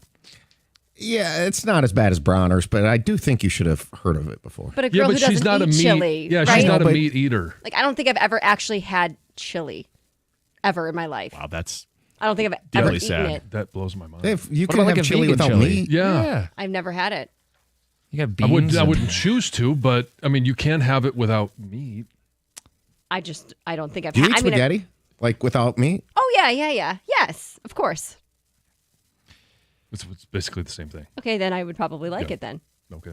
Days of the week. What is the first day of the week? If you Monday. listen to the Happy Days song, they start off with Sunday. So that's what I'm rolling with. Sparty, Steve, and Algonac. Monday, happy day. I taught you 2 days of the week songs as well. So The- those all start with Sunday. The Twitch pointed out Tuesday, the second day of the Yeah. week, comes Oh my after gosh. Monday, the first day of the week. These are smart people. You guys are idiots. The first day of the week is Sunday. Heather's the only smart one on this show. Yes. Yeah, I'm not sure I'd go that far. The one who didn't know what Skyline chili was until 10 Yeah. minutes ago. Which makes me dumb, apparently. Monday is the first day of the week. Says weird to say anything else. Brandon in Allen Park. It does seem weird because it seems so logical. Sunday, the weekend is Saturday and Sunday. Weekdays, Monday through Friday. So if your weekend is, and I really appreciated Greg's take where, hey, it's biblical. Yeah, but the biblical people are fighting back. It Says is. Jesus rose on the first day. Sunday's the first day. Pastor here, biblically, is Sunday's the Yes. first day of the week. It's Yes. when the disciples gathered. Yeah, what does he know? Yeah. Since back when to is school. since when is Monday the first day of the week? It's always been Sunday, always will be Sunday. Look at 99% of calendars. Andrew in Tecumseh. Here's Yes! what you're no. Yes! No, the Yes! weekend is Saturday and Yeah. Sunday. It ends on Saturday and Sunday. Yeah, you can say that. I agree with you. It makes sense that a work week starts on Monday. We say the weekend and it has the Saturday and Sunday included. But technically, a week starts on Sunday. So, like the week of, you would say Sunday's date through Saturday. Some ticket text on the other stuff. Come on, you can't get rid of New Mexico. It's beautiful and scenic. Tons of hiking, whitewater rafting, so many things to do outdoors. Yeah. Come on, Tom. I agree. Heather, you're wrong. I went camping in Idaho. It was beautiful and awesome. Definitely don't get rid of Okay, Idaho. I've never been. I just, in my head, I think of Idaho. I don't know what to think of Idaho. I think of it as, I think of potatoes, I guess. You know, on the New Mexico take there's beautiful places elsewhere in the country. Okay.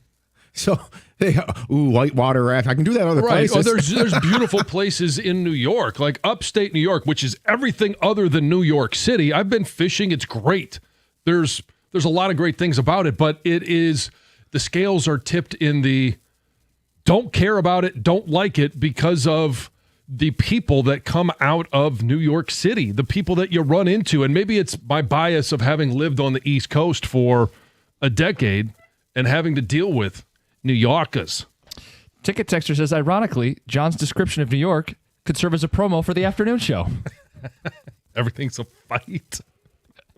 Heather, please don't allow your daughter to turn into a Swiftie at a young age. It's predictable. It's commercial. Expose her to all types of music. Start with the Beatles, classics. She loves Queen as well. There That you is go. a big we get 2 requests, and it's either Queen music or it's Taylor Swift, and it's because her grandma played her a song, and she thinks it's grandma's favorite song, even though it's not, and so she likes it because of that. But she does request Taylor Swift in the car quite often. Which Queen? Well, we made a little video montage of like her life, and there's a Queen song playing in the background, so she thinks it's like her song, like it's made for her. Well done. What, Another One Bites the Dust? Or? No, of her life. Here you go, sweetie. another one down. Shoot, I can't think of the title of it right now, so I'll tell you later. Bohemian Rhapsody, maybe? Yeah. No. Okay. I'll get there. Yes. A text says, April is the best month, simply for one reason.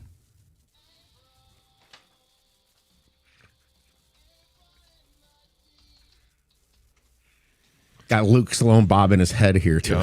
That's like We will rock you. mid-2000s right there. No, It's beautiful. I can't think Luke, of it what's right the best now. month? And tell me why wanna it's break free. October. I'll find it for you. The best month, March. You got the big dance. You got the start of baseball season, hockey, basketball playoffs. I know it's not football, but you pretty much got everything else cooking. Yeah, but October, you get football. Oh, the tournament though, Jim. Can you wear jorts in March? Hey, you know what? There's been some warm St. Patrick's days. It might be a fitting attire for a little couple Guinness. I can only imagine you in jorts and a green T-shirt. Hey, they might make an appearance here at the station. Who knows? Forecast looks pretty nice the next week. Oh, God. So we'll have to see about that. We'll put a pin in that for next week here. We'll Too busy with the Tigers this week. I was going to say, and we are going to get into the Tigers in the 8 o'clock We hour. are the champions. Don't Stop Me Now. Oh, okay. that's a good one. Yeah, All right, yeah, she loves there that you song. go. Okay. Hey, don't stop me now. Tigers keep winning. We want to know, is all forgiven? John's got a question for me. We've got phone calls. It's 97.1.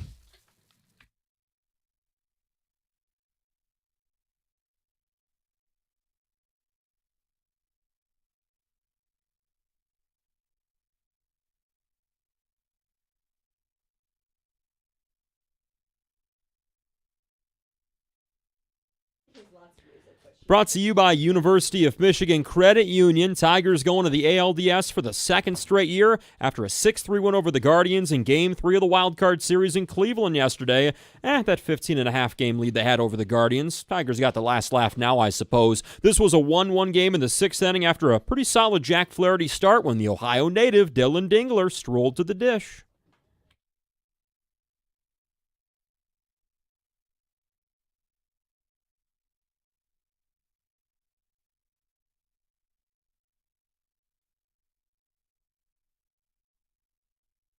Dan Dickerson on the call right here on 97.1 The Ticket. Then 4 more runs for the Tigers in the 7th. They finally took advantage with runners in scoring position. Wenzel Perez, Spencer Torkelson, Riley Green all had knocks in that inning to drive runs in. They're headed to consecutive ALDS for the first time in over a decade. 2014 and 2011 is when they made 4 straight. That's the last time they did it. Tomorrow night in Seattle, Game 1, Tigers-Mariners in the ALDS at 8:38 right here on 97.1 The Ticket. Other wild card finals last night, Cubs over the Padres 3-1 at Wrigley. Yankees shut out the Red Sox 4-0. Those divisional matchups now. Tigers-Mariners, of course, plus Yankees-Blue Jays in the ALDS. Over in the NLDS, Cubs-Brewers and Dodgers-Phillies. No baseball tonight. All those series start tomorrow. Last night, the Red Wings beat the Maple Leafs 3-1 in their second-to-last preseason game. Dylan Larkin, Alex DeBrincat, they both scored in Toronto. Season opener against Montreal is next week on Thursday. Thursday Night Football was a thriller last night. The heavily underdog San Francisco 49ers, they go to LA, beat the Rams 26-23 in overtime.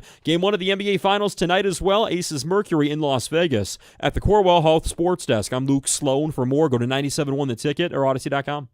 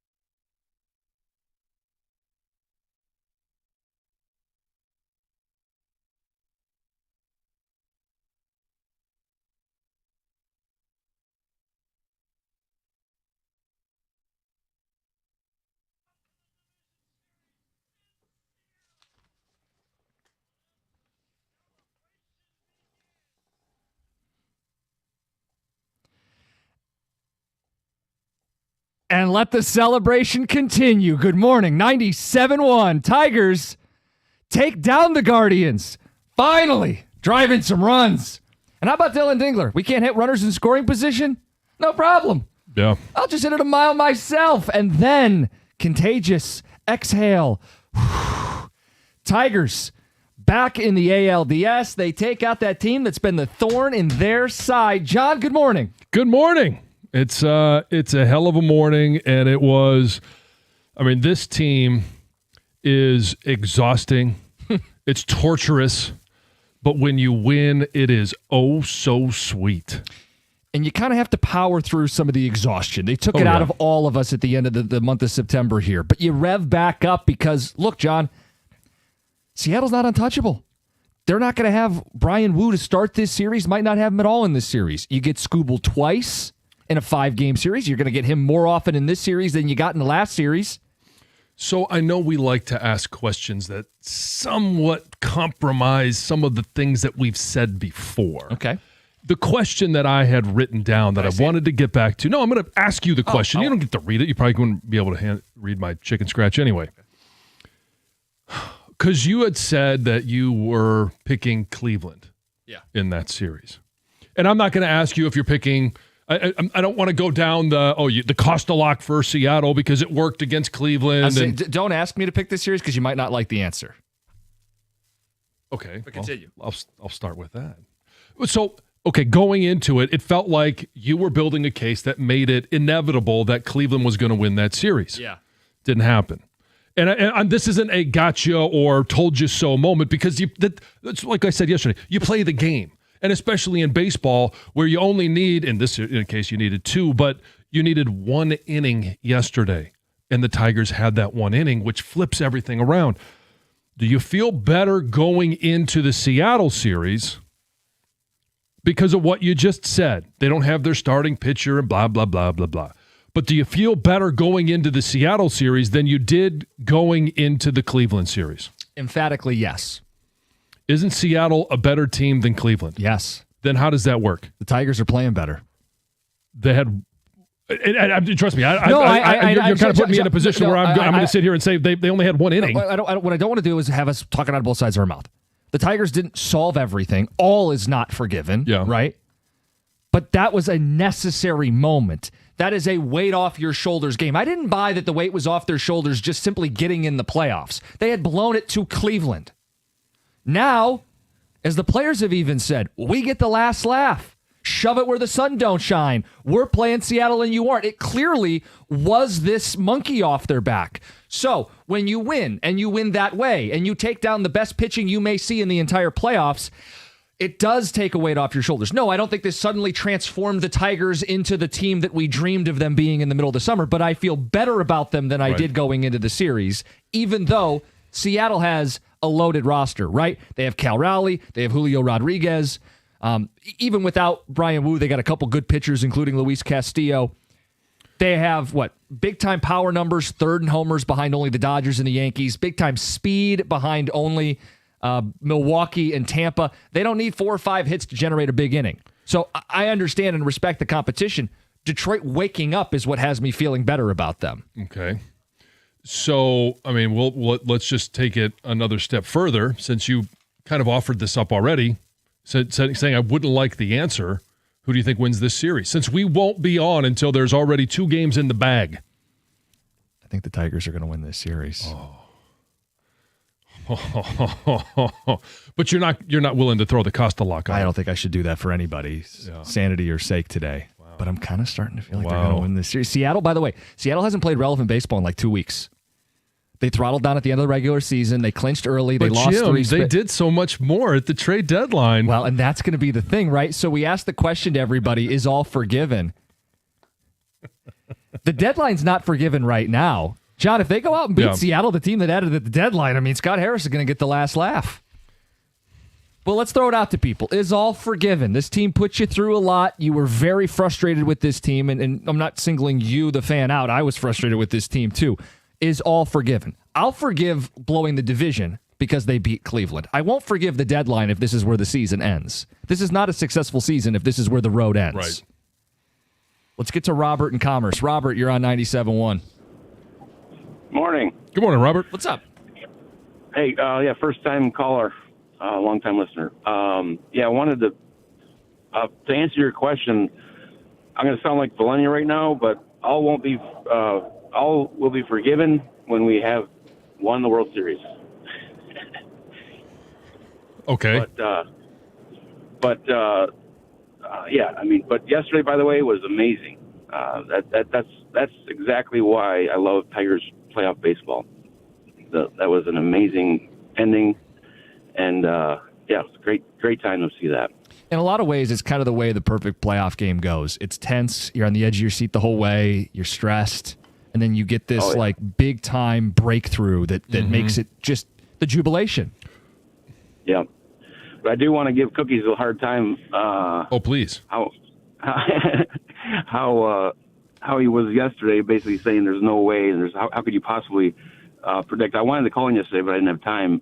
Convenient. My thought on it is the reason I had some confidence is the first 5 months of the season, right? Sure. That's you know what I'm saying? Like that. Yeah. That was. I just got to give you a hard time, too, because it's like, well, of course you had the winning recipe. You just didn't have the time to call in. But now that they won, you're more than comfortable dishing it out. Well, and Robert, even if you had called in yesterday, like the issue was, and I thought that they were going to win as well, but then Cookies would throw it back. Well, what is it that... Show your work. Show your work. And it was going to be hard to come up with the ability to show your work other than that's why you play the game. Correct. Yep. Yeah, because if they hadn't shown a propensity to knock in runners in scoring position. It was the opposite. They were like the least clutch team ever. I mean, and it was Flaherty on the mound, and you brought up all the games that he had pitched against Cleveland, and his track record in the postseason has not been great. The bats were nowhere to be found until they were. Can you flip the switch? I didn't think they could or would. They did. Pleasant surprise. And now it opens the door, right? Because Seattle's favored. Seattle's at home. Seattle earned home field and a bye. Seattle's a better baseball team. But they've been sitting on their hands. Detroit's going to throw Skubal this weekend and in a Game 5 if necessary. They're missing one of their key guys on the mound. It opens the door for Detroit. And I kind of like their chances. Not going to say it too loud because I know people are going to get on certain feelings about it. Go ahead. You just brought up a word, bye. They should have had the bye. They should have home field here. How much does that matter? I don't know. Well, that's going to be the key. If they win without the bye and without adding at the deadline, Scott Harris gets the last laugh, right? Yeah. Then all is forgiven, right? Right. That's why I don't think all is forgiven yet. Because if they were to lose to Seattle, a team that added and earned the bye and dispatched the Tigers, you can't forgive them just because they got to the same place they got to last year. Right, and especially if Suarez does something. Oh, boy. Well, I'm stunned you think they're going to win. I think there's something about the vibes. I do. Oh! Show your work.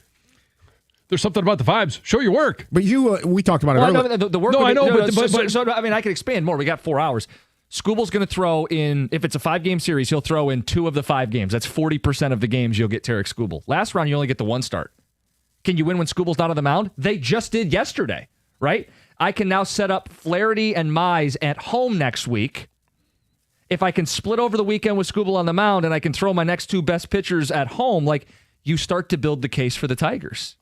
I hear you, but think about the runs that team scored in Comerica Park. They hit Skubal. Yeah, in both starts. Yeah, so I don't know. I think the only way the Tigers win is because the Mariners were hurt by having the time off, and that's not the greatest reason to have. So I mean, the way that they win is to obviously win the Skubal starts. So that's 2 of those games. You're going to have to get decent pitching. I'm not going to sit here and say they have better pitching, but you have to get good pitching, and they have to have timely hits. That's the one thing that we've been talking about, and they had timely hits yesterday. That's why they won. Once this Mariners lineup sees this bullpen more and more, I think they're going to hit it. I also want to point out, Cleveland's got a great bullpen. Seattle's got a very good bullpen. But this is actually a better matchup for the Tiger bats than the Cleveland pitching. Oh, yeah. Again, if you feel like the Tigers are getting a little bit more offensively in a matchup that's a little more favorable, that's part of how you set things up. I got to address this before we go to more of the phone calls and keep the combo rolling. Cookies is moving the goalposts. No, I'm not. Who's moving the goalposts? Was the goal of the Tigers season to get back to the same spot they were a year ago? When we saw the Tigers lose in the ALDS in 5 games to the Guardians last season, did we all say, hey, if we can just get it back here, that would be enough? No, the goal was attack the offseason, attack the deadline, be better than last year. That's not moving the goalposts. No, so if they're better than last year. Success. Yeah. Got to get through this round. You let us know. It's 97.1. Hey, what's up, Detroit? It's your girl, Heather, and I'm always looking for ways to stay on top of my game. So listen, you know how much I rely on my phone for everything. That's why I got to tell you about this insane deal from Verizon that'll help you be your best self, too. We're talking a low price on the best 5G in Detroit. Seriously, whether I'm blasting my favorite tracks on the morning commute or snagging those last-minute tickets to the hottest new flick. Check this out. You can switch today and pay just $50 a month for a single line. You heard me right, $50 a month for the best 5G in Detroit when you bring your own phone on the unlimited welcome plan with autopay plus taxes and fees. That's a no-brainer. Visit your nearest Detroit Verizon store today to lock in this incredible deal. $20 monthly promo credits applied over 36 months with a new line on unlimited welcome. In times of congestion, unlimited 5G and 4G LTE may be temporarily slower than other traffic. Domestic data roaming at 2G speeds. Rankings based on Root Metrics Root Score report dated 2H 2024. Your results may vary. Additional terms apply.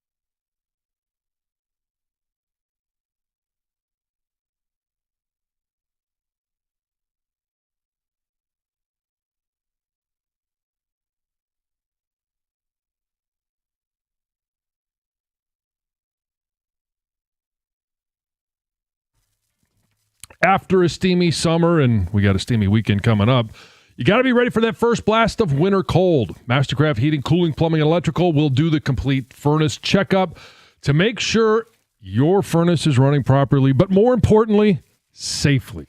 Right now, it's only $79. That's $30 off the regular price. So give them a call today because these spots will fill up, and you want to make sure you get on the list.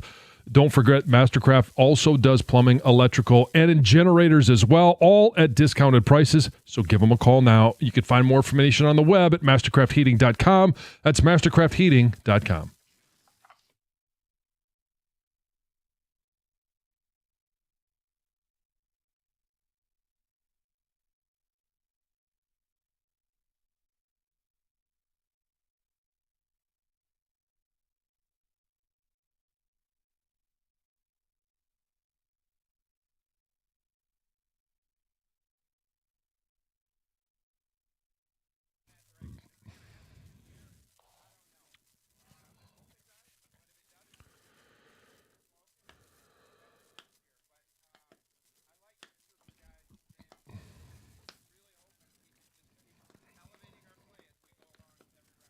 It's Chris Ilitch, part of that post-game celebration.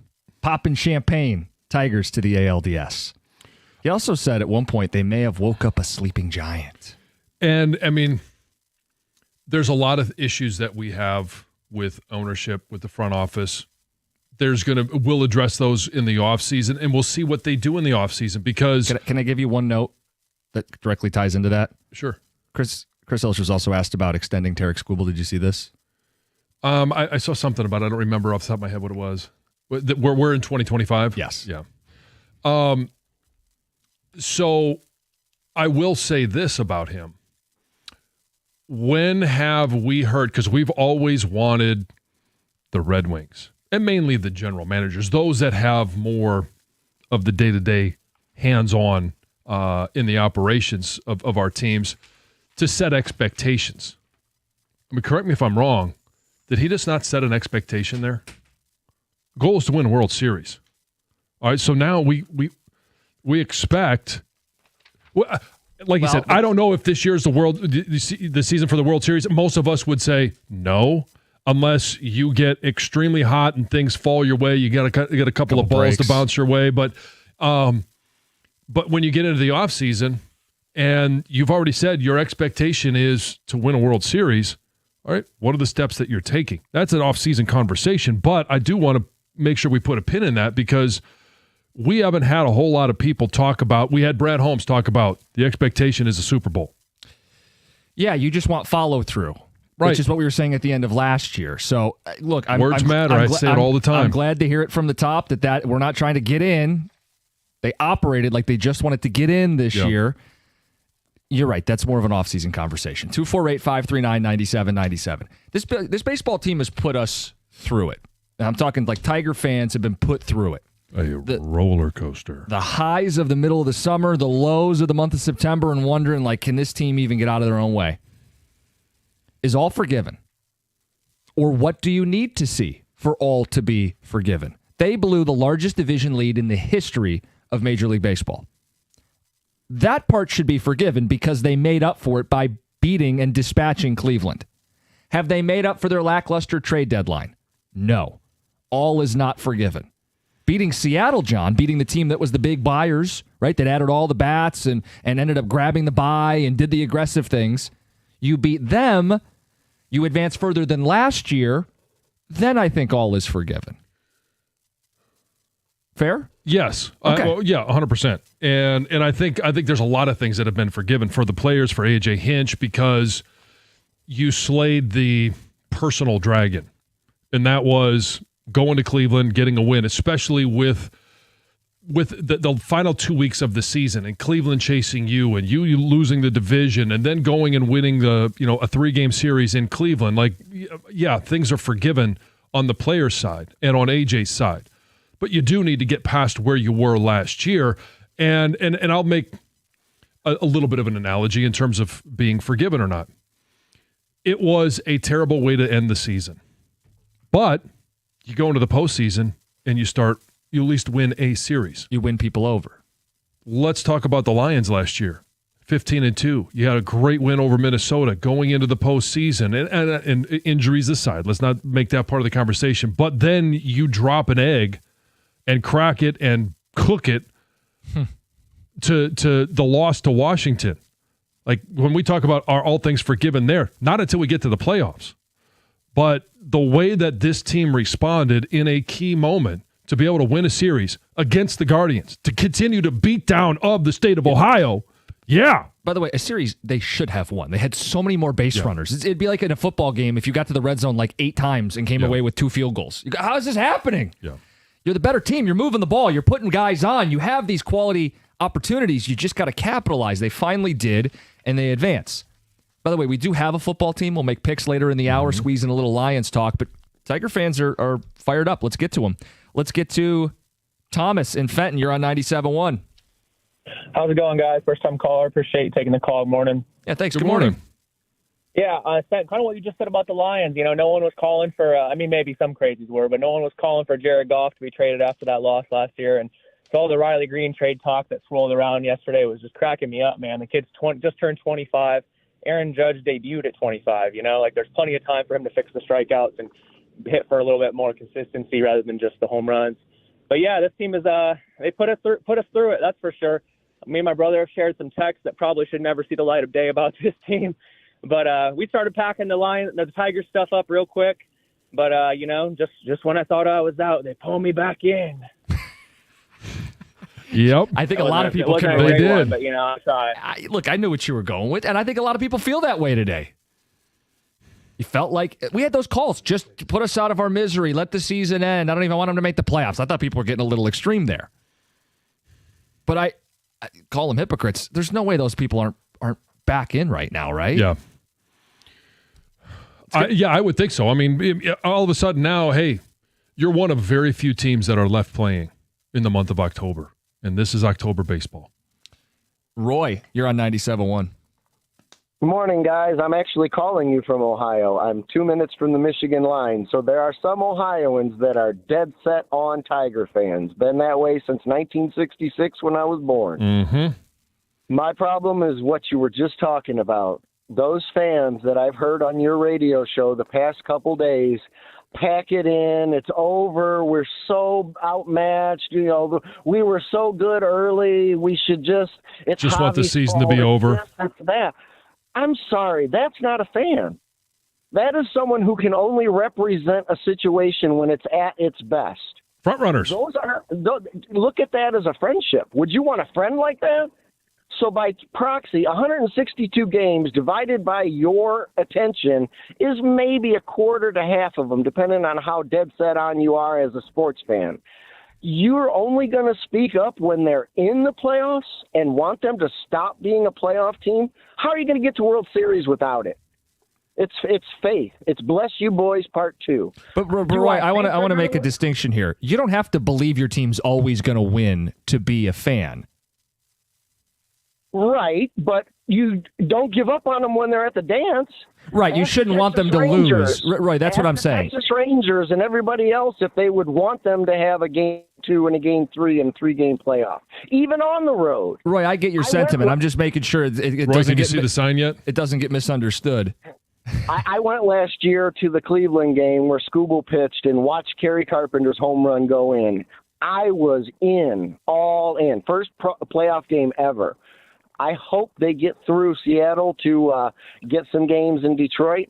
I can't wait for playoff baseball in Detroit again. It just electrifies the city, and then you multiply it by the Lions crushing it. Yep. Let's get with the city, guys. They're going to lose. They're going to have a rough inning, and yes, they're going to strike out. But they're the best we got right now, and ask any other team not dancing, how's your day going? Thanks for the call, Roy. I was just trying to clarify. You don't have to pick your team to win every single game to be a true fan. Where I'll agree with Roy, you shouldn't be rooting against your team to make the playoffs or to win playoff games out of some sort of spite and baggage that you feel towards a member of the front office or a player or the owner. Mm-hmm. If you're a fan, you want your team to win. You might not always believe they will win, but you root for your team. That's what makes you a fan.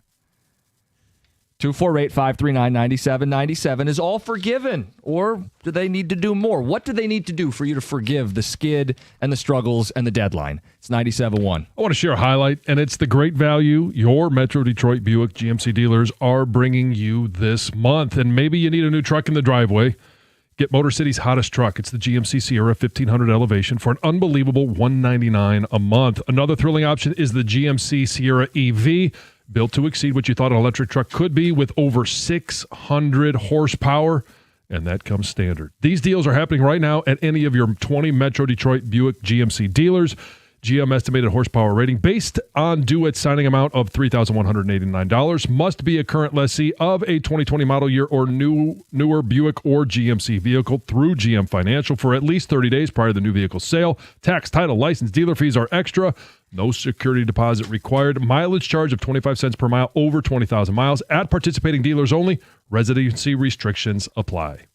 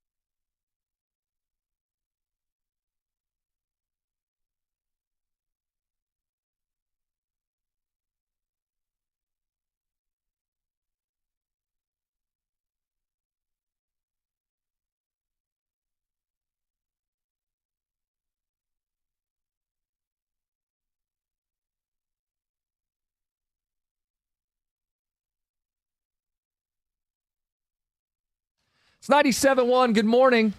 We want to know, is all forgiven? A lot of frustration with this baseball team, especially the way the regular season finished. People didn't even want them to be in, just lose, get it over with. I hate the deadline, right? Is all forgiven? 248-539-9797. And if it's not, because I don't think it is, draw the line of where forgiveness ends. Well, and here's the roller coaster, and I mentioned this yesterday. After game 2, Like immediately following the game, up until a couple of hours after, in fact, maybe until I woke up yesterday morning, it was, I can't take it anymore. Just end this misery. But then you wake up the next day, the sun comes up, and you get a chance to go play another game in the hopes of having a seventh inning like the Tigers had. You power through. This is a time of year where you're going to have tense moments. The Tigers had so many chances that it becomes agonizing that they can't deliver. But this is playoff baseball. Yeah. And in terms of okay, I will speak for myself. I can't speak for all the fans. I forgive them blowing the division because they just made amends for it and knocked out the Cleveland Guardians. Yep. For what? Okay, they won the division. They got the home games. At the end of the day, the playoffs are what it comes down to. Detroit makes right the wrong that happened in the regular season with Cleveland. Can they make right the wrong that was the trade deadline? I think that's what this series is about because Seattle adds the bats. Seattle's aggressive. Seattle ends hot and gets the bye and the home games. Scott Harris, you didn't do enough. Mm-hmm. Right? I think that's the biggest source of frustration from our fans. Well, if they did enough to beat the team that made the flashy moves, to use Scott's phrasing, he gets the last laugh.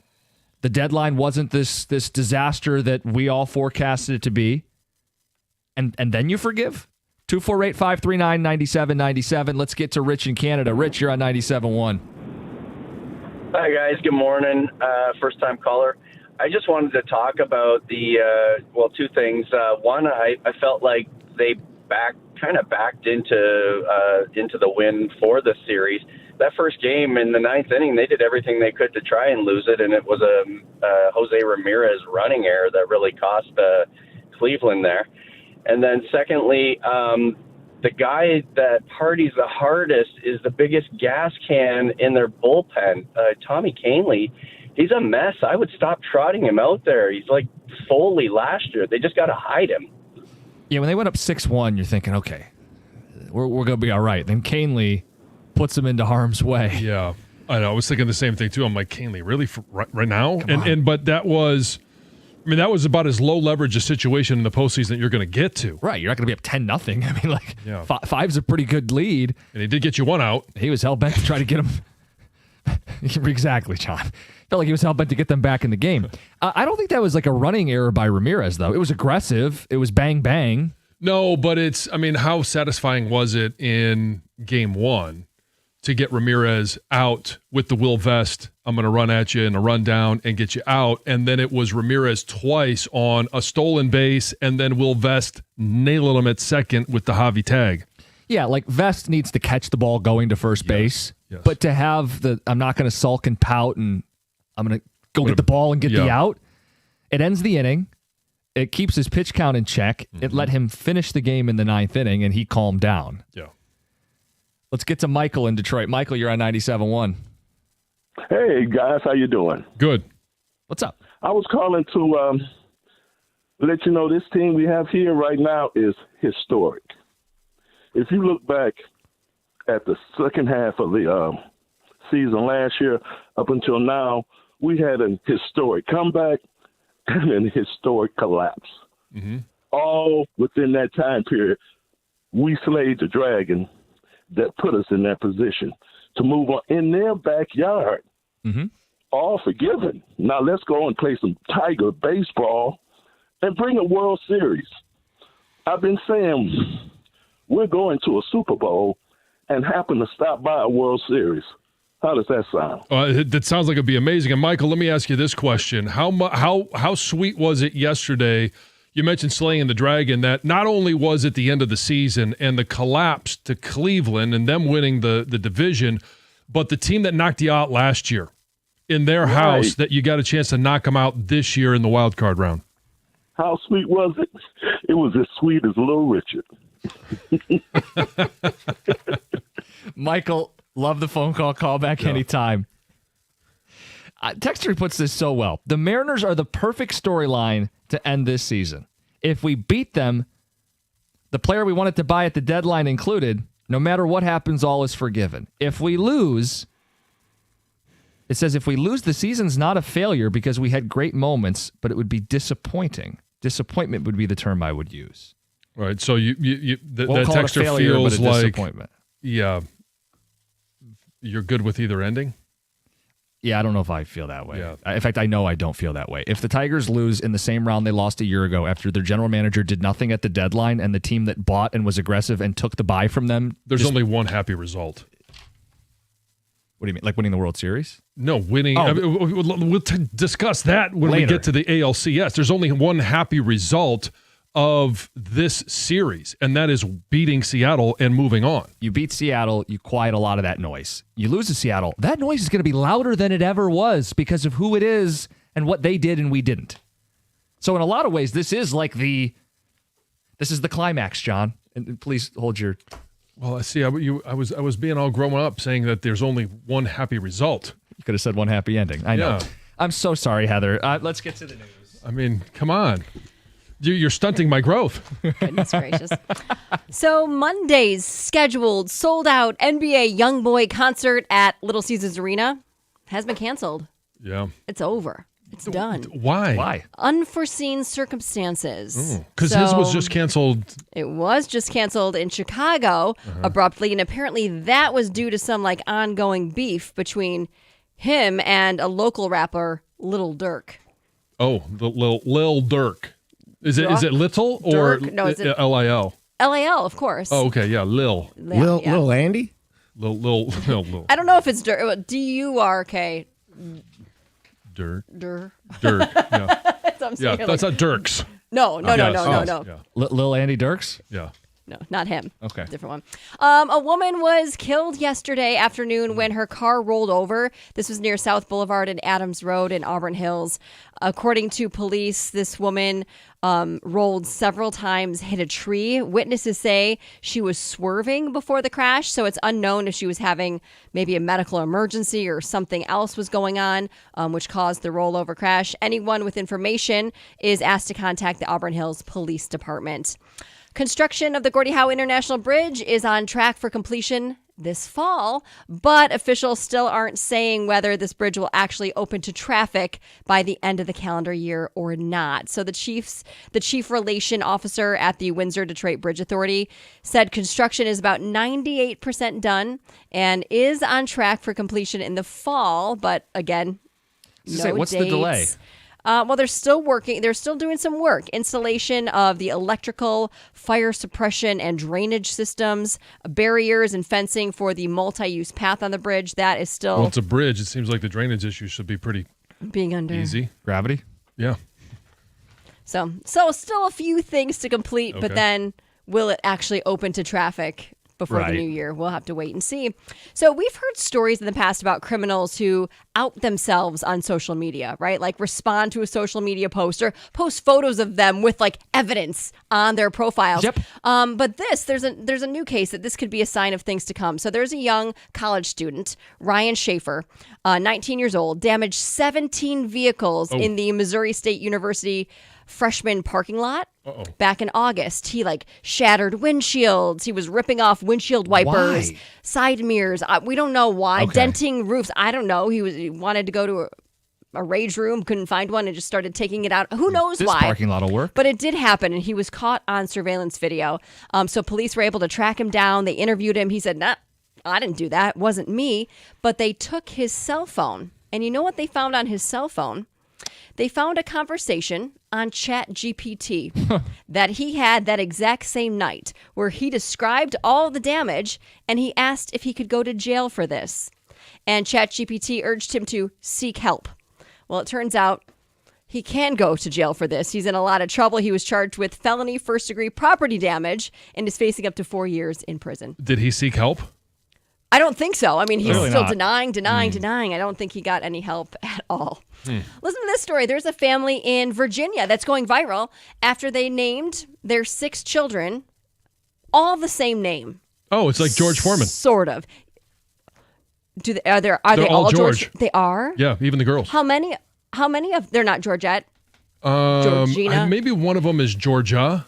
Oh, that's cute. How many of them are there? Well, I asking can me Google it questions, later. yeah. Foreman has 12 children. And they're all Georges. I can't confirm that. I Part. don't Just know keep that they're going. all, Okay, but I think so yeah. it's very similar to that. So Carolyn and Cameron decided they wanted to give their children names after their father. So they wanted them all to start with Cam, right? Okay. So they've got a Cameron Jr., they've got a Cameron, they've got a Cameron. They're all spelled a little differently. Then they've got another Cameron. Then there's another little girl that they did switch it up. Her name's Carmen. And then there is a Camarion.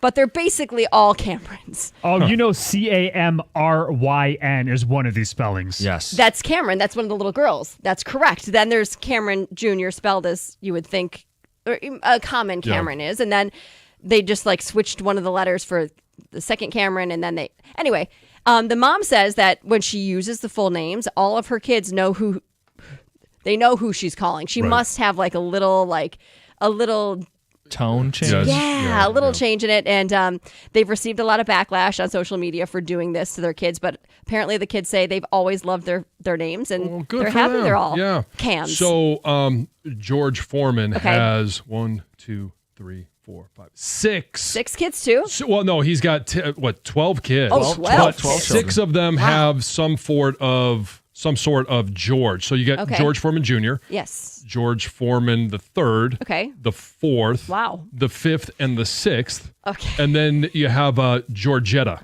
Oh, there is a Georgetta. Yeah, okay. Yeah. Then there's Frida, Isabella, Micah, Leola, and Natalie. I wonder if they feel left out. Well.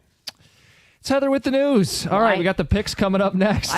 Do they ask that question? Why am I not a George? Yeah, I wasn't good enough to get. Anyway. Right. Mom had to say, hey, ready to fire up your Saturdays? FanDuel's got a boost you don't want to miss. It's called Boostin' with the Boys, and it's giving everyone a college football profit boost every single week. And here's how it works. Each week, we're giving everyone a profit boost to use on college football. So there's no gymnastics you got to jump through, no invite-only nonsense. Everyone, and that includes you, gets the boost. We're talking real games, real teams, real Saturdays with an extra payout on the line. It's easy, it's fun, and it's only on FanDuel. All you have to do is go to FanDuel.com/971Detroit to download the app, check out the Boostin' with the Boys offer, and get in on the action. That's FanDuel.com/971Detroit. Must be 21 or over and present in Michigan. Opt-in required. Bonus issued is now withdrawable profit boost tokens. Restrictions apply, including any token expiration and max wager amount. See terms at sportsbook.fanduel.com. If you have a gambling problem, call 1-800-GAMBLER.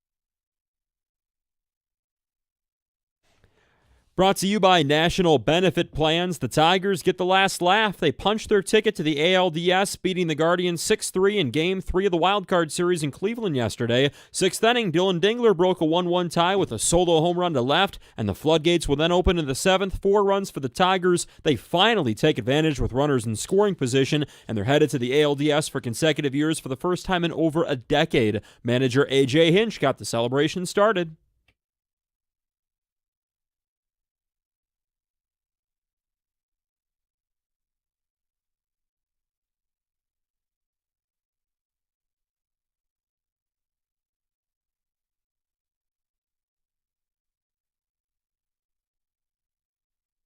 Game 1, Tigers-Mariners in the ALDS tomorrow, 8:38 in Seattle. A couple other wild-card results last night. Cubs over the Padres, 3-1. Yankees shut out the Red Sox 4-0. The divisional matchups now, Tigers-Mariners, of course, and Yankees-Blue Jays in the ALDS. Cubs-Brewers and Dodgers-Phillies in the NLDS. All those series start tomorrow. And Thursday Night Football, Niners beat the Rams in overtime in a thriller, 26-23. At the Corwell Health Sports Desk, I'm Luke Sloan. For more, go to 97.1 The Ticket or Odyssey.com.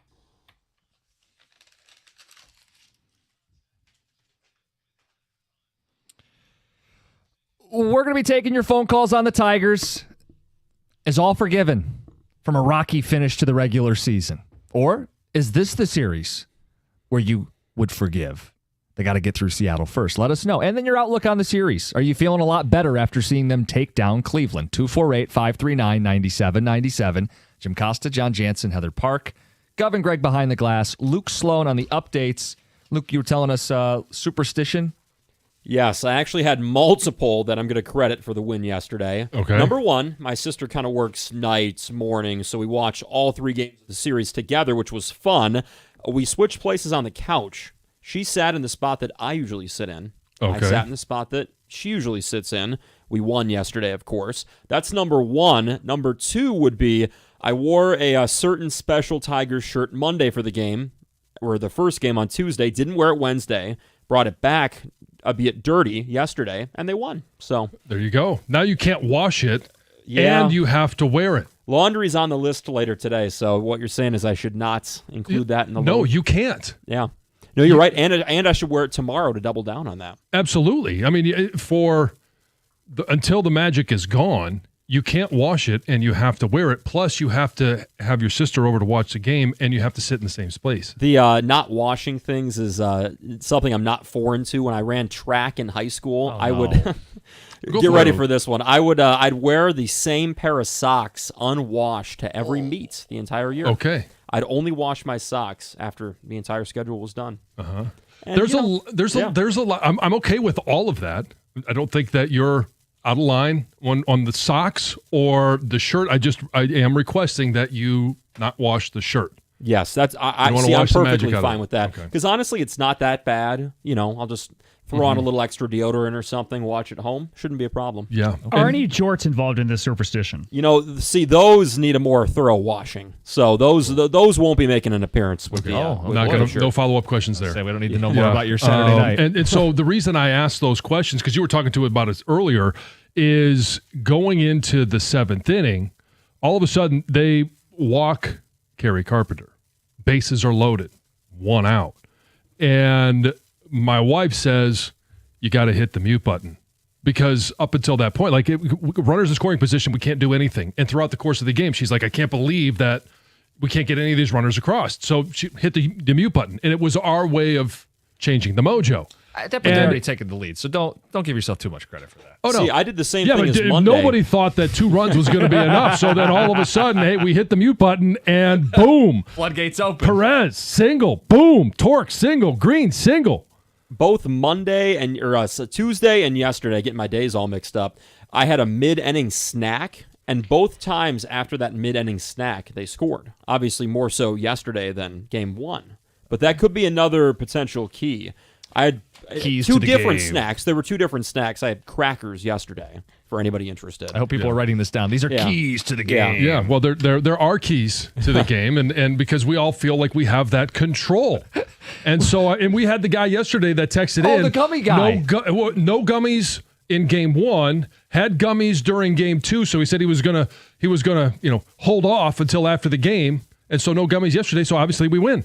I got a tweet from someone who goes, "Hey, whoever the gummy bear guy was, tell him to keep up the good work." And I had to tell him, I don't know if it was gummy bears. Yeah, no, Oh, no. definitely not gummy I mean, bears. They may have been in the shape of bears. You poor maybe. summer child. Yeah. Yes.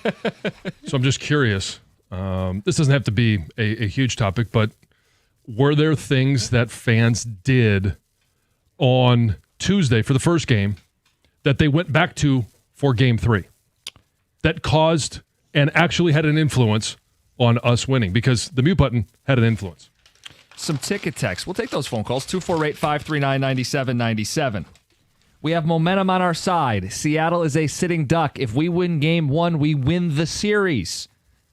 Well, yeah, you'd throw Skubal in game 2, and you'd still have 2 more coming at Comerica, and Skubal in a game 5 if necessary. Texter says, nothing is forgiven yet. Given how good we were during the year, thought we were going to have a bye as an expectation. Now they're exactly where the minimum was, Tony, in Oxford. Mm-hmm. Scott Harris already won. That's all the text says. Oh. Well, I don't necessarily know that he's already won. Is that like because he? Because they got as far as they did last year. Yeah, I think, and probably not having to answer the questions as authentically as he would have had to. If they missed the playoffs entirely or lost in the first round to a team they blew the division to, there would have been fangs out. But if they lose to Seattle, a team that took the bye from them, who took the deadline more seriously than them, he's not going to be let off the hook. Oh, no. But like you said, you used the word fangs. I don't think there'll be fangs, You said that text a few minutes ago about the, Seattle and taking game 1 and all that. I think it's crucial that Seattle starts a series kind of cold with their bats. Yeah. Because what you said, then you got Skubal and twice and all that. Well, Cleveland had a very similar situation last year, and they came out swinging in game 1 against the Tigers. Mm-hmm. That can't happen. Like, the Tigers need just a little bit of a break here, I think. Because if Seattle's performing offensively like they have been, I don't see a way. Well, their bats are way more potent than Cleveland, and they hit homers. Only the Dodgers and Yankees hit more, and they steal bases. Only the Brewers and Rays stole more. So they don't need like 5 hits to have a big inning. Right. Like the Tigers, it feels a little more like, hey, they need to have 4 or 5 hits in an inning to really put up a crooked number. And they hit Skubal. Skubal was kind of just a number 2 or 3 against them. I mean, he has 2 starts. He was hit hard in both. Didn't get through 6 innings in either. Rodriguez hit a home run off him. Yeah, that would have been in the July game, right the before the Friday All-Star night game. Yeah, that's what started everything. But Carlos Hernandez also pitched in that game. I saw. And since that, oh my God, wow, there's a throwback. Is that this year's Brian Sammons? No, Sammons was good. He helped them get it. I just mean like reliever from nowhere that'll be forgotten about, but did play. Yeah, and they didn't have Naylor or Suarez when we faced them in July. Right. Correct. And they add that to a lineup that has Rodriguez and the big dumper who might be an MVP. Like, they are a dangerous team. They're the better team. That's how they earned the number 2 seed in the bye. But I just wonder, like, them missing one of their frontline pitchers, them sitting for a week, Detroit getting this. I didn't buy that Detroit got, like, a reset just by making the playoffs. I do believe there's a little more of a reset in taking down Cleveland specifically and righting that wrong. I'm buying a little more of that momentum now. Well, in some ways, it was almost like a 3-game 163s, like back in, Yeah. It's like, okay, the Tigers proved they were the better team, we think. Well, how would you prove it? You'd play in the postseason? Exactly. I know. I was just throwing that. What do you think they're going to call double or nothing? We're going to meet them in like the street and play again? Sandlot baseball. There you go. Charles in Southfield, you're on 97.1. Hey, good morning, guys. Great show. Thank you for taking the call. I would say forgiven. However, they need to make some adjustments on how they put together the team. They've got a good core of guys. I mean, I've been watching. I got to throw this in. Been watching the Tigers since '61. I've never seen such a swing from bad to good, back to bad, and finally winning. But if they don't do a better job of adding the pieces that they need, they're wasting some talent. And it might be time. I don't know if they're in Double-A or not. Maybe bring up one of those super sluggers, Clark and McGonigal. Pardon me for pronouncing the name incorrectly. Oh, you got it. But if Cleveland can start a rookie, a player in his first major league game in the playoffs, why can't we make a move that requires a little bit more boldness, not risky or crazy, but just look at what you have. You've got a good thing, make it better, and make it better now. You can do this. Yeah, they started DeLauder, and it was a bit of an adventure in center. He actually did okay, though. He had a couple hits, right? Had a walk. Exactly. But he was in AAA and had been in AAA prior. Okay, I would tell you, don't hold your breath. Yeah. I mean, look, we can speculate on it. I would not hold your breath. They're not going to add McGonigal or Clark or any of those guys. The addition you might get, and we'll see when the playoff roster's set, Colt Keith. Possibly, yeah, because he made the trip, and they've talked about him. He's working towards getting back out there. That would be the name I'd watch if you're looking to see is there Colt Keith, and if they get a little bit further, maybe Reese Olson. I don't know if we have a formal update, but I suppose, depending on how deep they go, 248-539-9797. Tiger fans, tons of stuff to react to. The game itself. John wants to know about your superstitions. I want to know about forgiveness. It's 97.1. All right, you guys, I want to tell you about my hot tub and how it has completely changed my evenings. After a long day, I'm telling you, nothing feels better than jumping into this warm water. I've had a back irritation lately. The warm water is great for, muscle recovery. It's great for melting away stress, and it's kind of like being on a little mini vacation right there in your own backyard. So if you've been thinking about getting a hot tub, this is the perfect time. Beninati Pool and Spa makes it so easy to find the perfect tub for you and your family. And they're going to be there to help deliver it, install it, and be there for maintenance as well. Now, Beninati Pool and Spa is in Utica. It's right next to Jimmy John's Field. Plus, they have this brand new showroom in Clinton Township, right off M59 and I-94. So no matter which location you go to, you're going to be met with these Beninati experts who will give you a personalized experience and help you find the right hot tub. And this is cool. If you mention my name, they'll take $500 off your purchase just like that. So go visit BeninatiPools.com or stop by Utica or Clinton Township and see why so many people, including me, love the Beninati experience.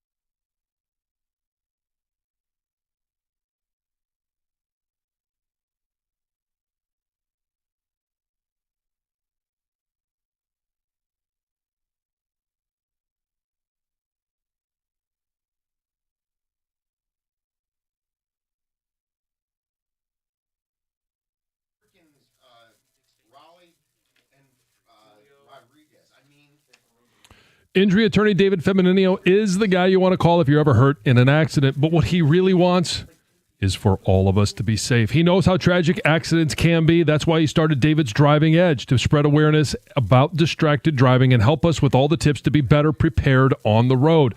If you can prevent accidents before they happen, that's the real win. You can learn more at getdavidgetpaid.com/driving edge. That's getdavidgetpaid.com/driving edge.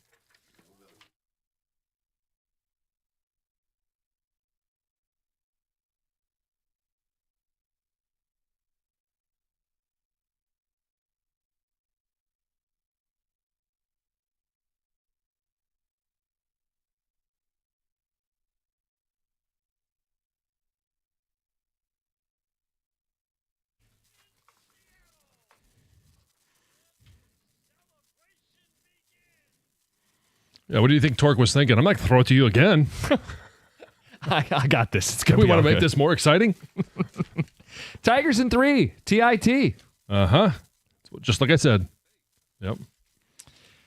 All right, take a text. You want to know about the superstitions of people, and we want to know about is all forgiven based on the collapse, or do you need to see more?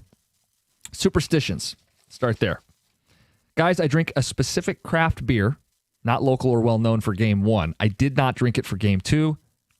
Had it back out for game number 3, and thankfully, I have plenty left in the 12-pack. Thank you for your participation. Thank you for your service. It says, I apologize. I wore my orange Tigers hoodie game 1. It got dirty.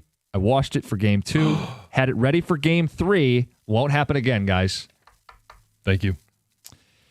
You guys forgive and forget too easily. Mediocrity should not be applauded. This team went from a really great team to mediocre and barely got in. Winning one series doesn't make me forget how bad this team can be. Sure, they can be bad. And there are games where Seattle goes, where their bats go silent as well. And to be clear, speaking just for myself, I didn't forgive everything based on the fact that they won the Cleveland Wild Card Series. I forgave the collapse in the division because I think they were able to right that wrong head-to-head and take down Cleveland. If they want to right the wrong that is the trade deadline, there's no better example than the team standing opposite Detroit right now. The team that added not 1 but 2 bats, the team that was aggressive, the most aggressive, and chased down the bye week from the Tigers. So you want to right that wrong? You want to earn that forgiveness? You want to make the deadline an afterthought? You beat Seattle. Yeah, and I would also ask those, for that last texter who says, let's not celebrate mediocrity. What's more important? Winning the division or actually winning in the playoffs? Because the team that won the division is now on vacation. It's in the playoffs. I mean, so you definitely put, Band-Aid on the wound, that's for sure. We were talking, Jim, in the break, start going through their hitters. I mean, you just think about it. Raleigh, 60 homers. Mm-hmm. Julio Rodriguez, an amazing talent. He's an all-star, superstar player. Then you got the 2 additions, Suarez and Naylor. And then Naylor has performed in the playoffs before. Yeah. And then you even look a little deeper down to what would be like, what are we talking, like the 5th, 6th hitters in this lineup? Jorge Polanco's kind of an underrated dude. Rosarena's got postseason. Tons of it. And he's been a good performer in the postseason in his past at times. They're like 6, 7 deep. They hit for power. They steal bases. They are a very good baseball team. It's like, that's why I just think they're going to have to just be cold. Or you know what? Steal one. How about this? The Tigers have to be better with runners in scoring position. The Tigers have to be opportunistic. And it's not necessarily, that's a duh to a degree. Yeah. But think about it, Seattle not getting timely hitting. They get their hits. They put people on base, but they don't bring them in. They need that on the other side. Well, I mean, you look at game 2, and what was it with runners in scoring position for Cleveland? They had 3 runners in scoring position. They scored 2 of them, yet they still won the game. And the other thing I'd point out, a month ago we were debating who's the team's number 2 pitcher. Mize and Flaherty both looked good in their playoff starts so far. Does that soften some of that fear that we had during the deepest depths of the skid? Yeah, I think we always talk about you're only as good as your next day starting pitching. We don't know who's pitching game 1, but I would imagine it's Skubal game 2, Mize game 3, Flaherty game 4, and Skubal in game 5. Suddenly, there's the roadmap to get through what's a really tough matchup. But we just went through those 6 names. You put, and Mize and Flaherty are going to... No, you're right. You're probably not letting them see the 3rd time through, and you're going to lean on bullpen matchups. I would imagine there'll be. And you got to. Here's the other thing too, though. These aren't going to be all 2-1 and 3-2 ball games. You're going to have to score more runs. Yeah, and I think you're definitely going to see one more pitcher on this roster for the ALDS than you did. I know they kind of knocked off one pitcher because of the shortness of the series in the 3 game. But I think, I wonder if Henry Malloy is going to be on this roster. I would guess no right now. Well, some of it's going to depend on the Keith stuff too, and how they want to sort it out. Then they'd have to get it 2 off though if they want to add a pitcher. That's what I'm saying. That didn't sound good. I'll forgive Hinch and the players after what they put us through. They won when it really mattered. I'll never forgive Scott Harris, from an unnamed texter. You're going to have to get past this, and some of those prospects that he held so tightly to are going to have to start paying off. Scott Harris is an easy target. I get it, but how much of Detroit's ever going to forgive Steve Yzerman? Got to win. Yeah, got to win. Let's get to Heather with the news. Ford Motor Company is investigating an incident in which a vulgar anti-return to office message was displayed on conference room monitors throughout Dearborn corporate buildings. So this message, this image included the face of the CEO, Jim Farley, with one of those big red circles with the slash through it. And then it also included the phrase that I can't say all of it, blank RTO, which is return to office. So people aren't happy about it. So in September, they started requiring employees to work on site at least 4 days per week. A spokesperson says that they're aware of the inappropriate use of Ford's IT technology, and they are investigating it. Yeah.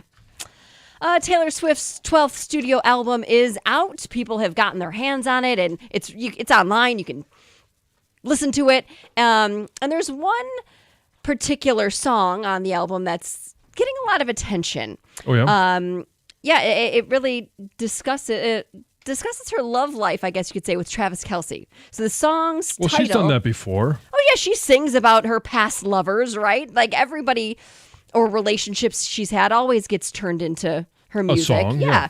This particular song is titled Wood.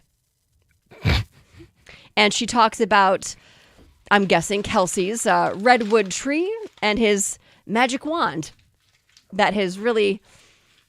That's why she put it. She's ready to say I do. As she put it, what, Jim? As she put it, Yes. opened my eyes, opened my thighs. Okay. Yes. All right. Well. So I haven't heard the song. I mean, I've heard bits and pieces of it, right? But I haven't heard the whole thing. So I'm sure there's a lot more double meanings in that. Yeah, she I'm talks sure about there a hard are. rock Yes. at one point. What'd she say? She talks about a hard rock at one point. Oh. Talks about not wanting to sound cocky. Oh, it's not subtle at all. So I the think there's actually reaction, just one meeting in there. yeah, the reaction you'll have if the new Taylor Swift fan in your house starts singing the song. Yeah, we're on the old Taylor Swift stuff right now. Just We haven't gotten to the... I don't think she'll like the new stuff yet. oh, trust me. Yeah, at some point it will happen. shake it off. And yeah, there are songs where they hit the radio and your kids start singing them. You're like, what? I know. What? She doesn't know what she's singing yet, though. I so understand. That's, So it's yeah. When they sing them the first time, you're like, okay, well, she doesn't know. And then there's an age where they know, and that's when it's really concerning. And then there's an age when they know even more than you do, which is even more concerning. Yes. I thought it was very interesting, the hidden track at the end called F Me Travis. That opened my eyes. The NCAA tournament is nearing expansion. So an agreement has yet to be finalized, but the new proposed format that is being floated to television partners is an expanded field from 68 to 76 teams. No. This is terrible. Don't do this. And you can go Not and a see fan. how all of it would expand, and I could read you this whole article. But No, that's I'm not all right. going to. I really think you don't get the care. picture of it, yes. On Saturday night, a Detroit police officer who was just trying to have a good time ended up going home with multiple felonies. It sounds like this officer, Shane Shaw, went out to grab a beer and decided he was going to ride his bike. Probably, I get it. It could be better than getting behind a wheel after he had a drink, but he was riding his bike and he came across a neighbor's house who had their car parked across a sidewalk. So instead of just riding around and continuing on, he decided he'd go to the door and say, "I'm a police officer. You need to move your car." Things escalated from there. The homeowner or the people in the house said this guy smelled like alcohol. He was yelling. They'd never seen him in their life. And he decided to shove his way into the house. And I guess a fight broke out in the kitchen. Lincoln Park police were called. He was taken into custody, then refused to get in the squad car, which then gave him another charge on top of what he was already facing. The next day, when he was questioned about everything, he said that he was just trying to do the neighbors a favor and told them, he didn't want them to get a ticket for parking illegally. He also said it was the family that was the aggressors. And either way, he's facing several felonies and like 4 years behind bars. Yeah. So... yikes. Hey, tossing and turning at night might be doing more than just leaving you, feeling really groggy the next morning. There's this new study that suggests poor sleep habits could be physically aging your brain.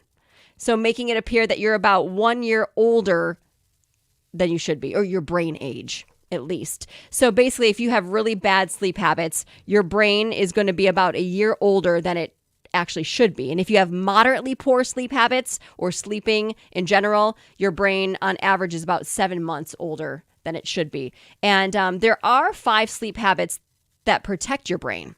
So being an early bird, so we got that going for us, rather than a night owl.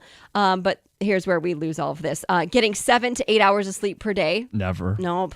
Rarely experiencing insomnia. I normally can get to sleep. I'm hit or miss. Not snoring. I don't think I snore. I don't think so. I don't think so either. And then not feeling excessively sleepy during the day. I feel tired all the time. I feel tired when I wake up, and it just persists all day long. So your brain's a year older. At least, probably older than that. That's depressing. It is. All right, we got the cookie jar next. Something much more fun to wrap up a Friday. And I really liked this week's cookie jar. We have some very simple questions that do not have simple answers. It's 97.1. Hey, value-driven banking begins with First Merchants Bank. When I have questions about my finances, of course, where are we going to turn? That's my bank, and that's First Merchants Bank. I know that their attentive local bankers are 100% interested in listening to my situation and in helping me find the answers that I need. First Merchants doesn't provide cookie-cutter solutions or check-off boxes when it comes to financial advice. They're going to take the time to learn about my life and my personal and financial goals to work with me to build a plan that fits my situation. And that's because First Merchants Bank really cares.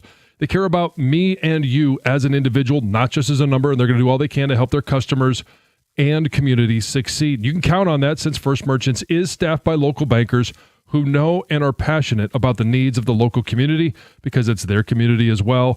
And we all have to work together to help our communities continue to prosper. To get started on your personalized financial solution today, you can visit them at firstmerchants.com. That's firstmerchants.com. First Merchants Bank, member FDIC.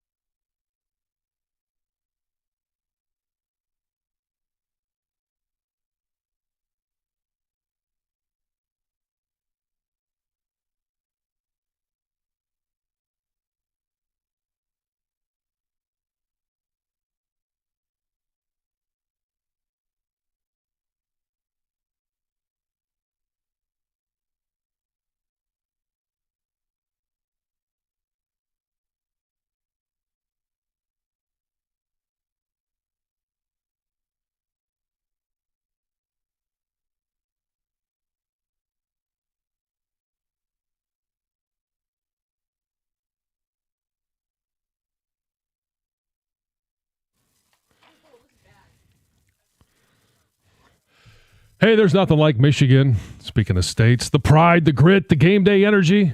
There's a beer that gets it. It's Founders Michigan Pilsner, brewed right here in the heart of Michigan. It's crisp, light, and built for those who go all in.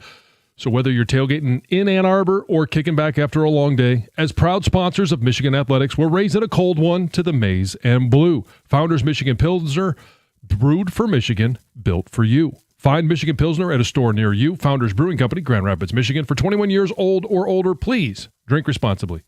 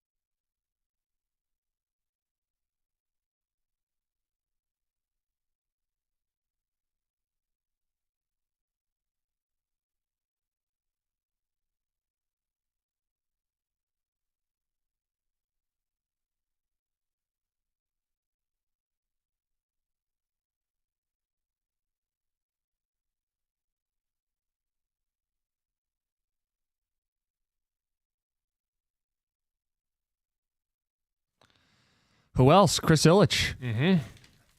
Hanging out in a celebratory clubhouse, popping champagne. Hoping the same thing as well. Mm-hmm. Keep elevating their play. You noted, put a pin in it for the offseason. That's explicit. The goal is the World Series. Yes. It's not to get in and be cute. It's to win the World Series. Right. Which means the mandate to the guy that's pulling the strings in regards to, Scott Harris, that if it hasn't been privately said to him, it's been publicly said to him. Chris Ilitch also said, there you go. That's this year's Don't Let the Tigers Get High. Look, if we come back on Monday and they're up 2-0, yeah, we'll play a lot of. Mm-hmm. We'll see. We'll see, John. That's why we play the games. By the way, Heather's News this hour was brought to you by Randazzo Heating, Cooling, and Electrical. If you missed any of the show, use the Odyssey Rewind to catch any of it. Heather's News, the cookie jar, you just heard some of that. People had a lot to say on that this week. We made our picks. Heather's getting a little desperate. Yes. Uh-huh. Does desperation feel like it's setting in? I feel like you're starting to chase a little bit. You're Chase? like, oh yeah. Well, I don't want to pick the same. Don't worry about what everybody else picks. Oh, I'm not worried, but it is more fun, and that's one way I can catch up. Getting a couple games that you haven't picked. Uh-huh. Yeah, well. So yeah, maybe when I'm right, there is you're some wrong. desperation. I want to It does start to go the other way quickly. watch out. You're only the It's the reigning same champ for for all so of us. long. Yeah, we'll see. We will see. Play the games. 248-539-9797. Carson Anderson will be coming up next here. We didn't spend a lot of time on the Lions. Can we spend a few minutes to wrap? I know we got into it a little bit at one point in the show, and then the Tiger stuff just took over. Win. How much of it is, like, there's no drama this week, right? Right. Like, Jamar Chase might burn our secondary and score a touchdown, and it'll be the only touchdown they score in a blowout Lion victory. Well, they've had a hard time protecting their quarterback. It's something that has been an issue for them really since Joe Burrow's been in the NFL. And he's missed a lot of time. He's going to miss a lot of time this year. And with Jake Browning, like, they can't protect him. So there is very small chances for him to get the ball out in a comfortable situation to two very dynamic receivers. And yeah, they're going to make some plays. There's no question about it. Jamar Chase is right up there with Justin Jefferson, Amon-Ra St. Brown, with all the best receivers in the NFL. But if he doesn't have the opportunity and the chance, then it's all for naught. This is an offensive line that I already mentioned. You're going up against, where are the Lions right now in terms of sacks? They're top 5. It sounds right. And so. And they'll probably add to it in a pretty hefty number this week. I would think. Like, John, game script. If Detroit has a lead, they're going to run the ball. Well, it's probably not going to go well for Cincy if Detroit's running downhill on him. If Cincy has to pass, becomes one-dimensional. With this offensive line, Detroit's going to tee off on Jake Browning. Back. Yeah, it's one of those games where, like, hey, you don't flippantly predict teams to win by double digits on the road, but since he's on a short week, Detroit doesn't let up. And this game isn't really a road game. Like, I think Detroit fans are going to show up and show out. This is a short trip. Any Cincy fan with a pulse is going to look at this as a cash-out opportunity. Mm-hmm. You can't sell most of your home games for a profit. This week you will. And Lions fans will be more than comfortable to show up in the blue and make it feel like Ford Field South. Yeah. And I don't know, how much of the game last night did you watch? Oh, because San Francisco the Niners took over? Showed up en masse. Yep. And it looked like it was a home game for San Francisco. They kept bringing it up on the broadcast. Yeah. I really predict that it's going to be very similar with the Honolulu Blue. Even before Cincinnati was falling apart, this was the game because it's easy to drive to. You know, if you're going to go to a road game, most people were picking this one. And now all of a sudden, you're looking at it going, hey, if I can get cheaper tickets because Cincinnati is just, Cincinnati fans are just unloading theirs, then, yeah, it's more and more Lions fans are heading down to Cincinnati to, again, take over the state of Ohio. So be it. Mm-hmm. 248-539-9797. We'll get Carson Anderson's thoughts on some of those cookie jar responses. But we did get some votes for states to get rid of. Yeah. Alaska got a vote. Oh, really? Oh, no. So far away. It's so cold. Well, it's not cold all the time. What's that's the a bucket list hottest for me. it gets in Alaska? Oh, and it can get 80 in the Does summer. It really get to 80? Yeah. I didn't know that. Well, see, I'm educating you. I didn't vote to get rid of Alaska. Yeah. No, it's such a beautiful state. Got a text says, I used to like you, Costa, signed Paul in Mississippi. And we have You some were people pretty harsh. Yeah, that was. There You are went peop- all in on everyone. They from the rank state. like, if they're not last, they're 48 or 49 in like every category. Now, I That's did mean. a That's study just at mean. one point, and I think it was people from New Mexico That's what Tom got rid of. that were actually the least intelligent. Look at Heather going all in now. I think what you said about Bringing the facts. Mississippi was so harsh because though maybe factual in some ways, the other truth is that some of the nicest people in the world that I have met are from Mississippi. Some of the greatest duck hunting is in Mississippi. I don't even care about the You people. see where his brain I goes? know where his brain goes. Mm. No, but I mean that's where we stopped on the way to the Super Bowl when we were driving to New Orleans. We had to stop and pull over and do the show because we weren't going to be there in time. So we pulled over at an RV place in Sandersville, Mississippi. And those people were above and beyond accommodating to our plight. They were amazingly nice. Everybody there at the RV station was incredible. We went and got some barbecue afterwards. Everybody there was incredibly nice, except for the pit boss who was a little leery of us. He was wearing a jersey. It was a Antonio Gates jersey that he was wearing. Remember this dog in Mississippi? And we're like, hey, Antonio Gates, man. He's like, yeah, whatever. And he just kept walking. Like he wanted nothing to do with us. But aside from him, everybody in Mississippi was incredibly nice. It's been my experience as well. And Jim goes out and insults them like he just did. Every single resident. They could be both nice and dumb. The question was, you have to get rid of a state. Wow. One state to get rid of in the union, Doug. It's National Rhode Island Day this weekend. It's a state nobody thinks about. That's what got the question going.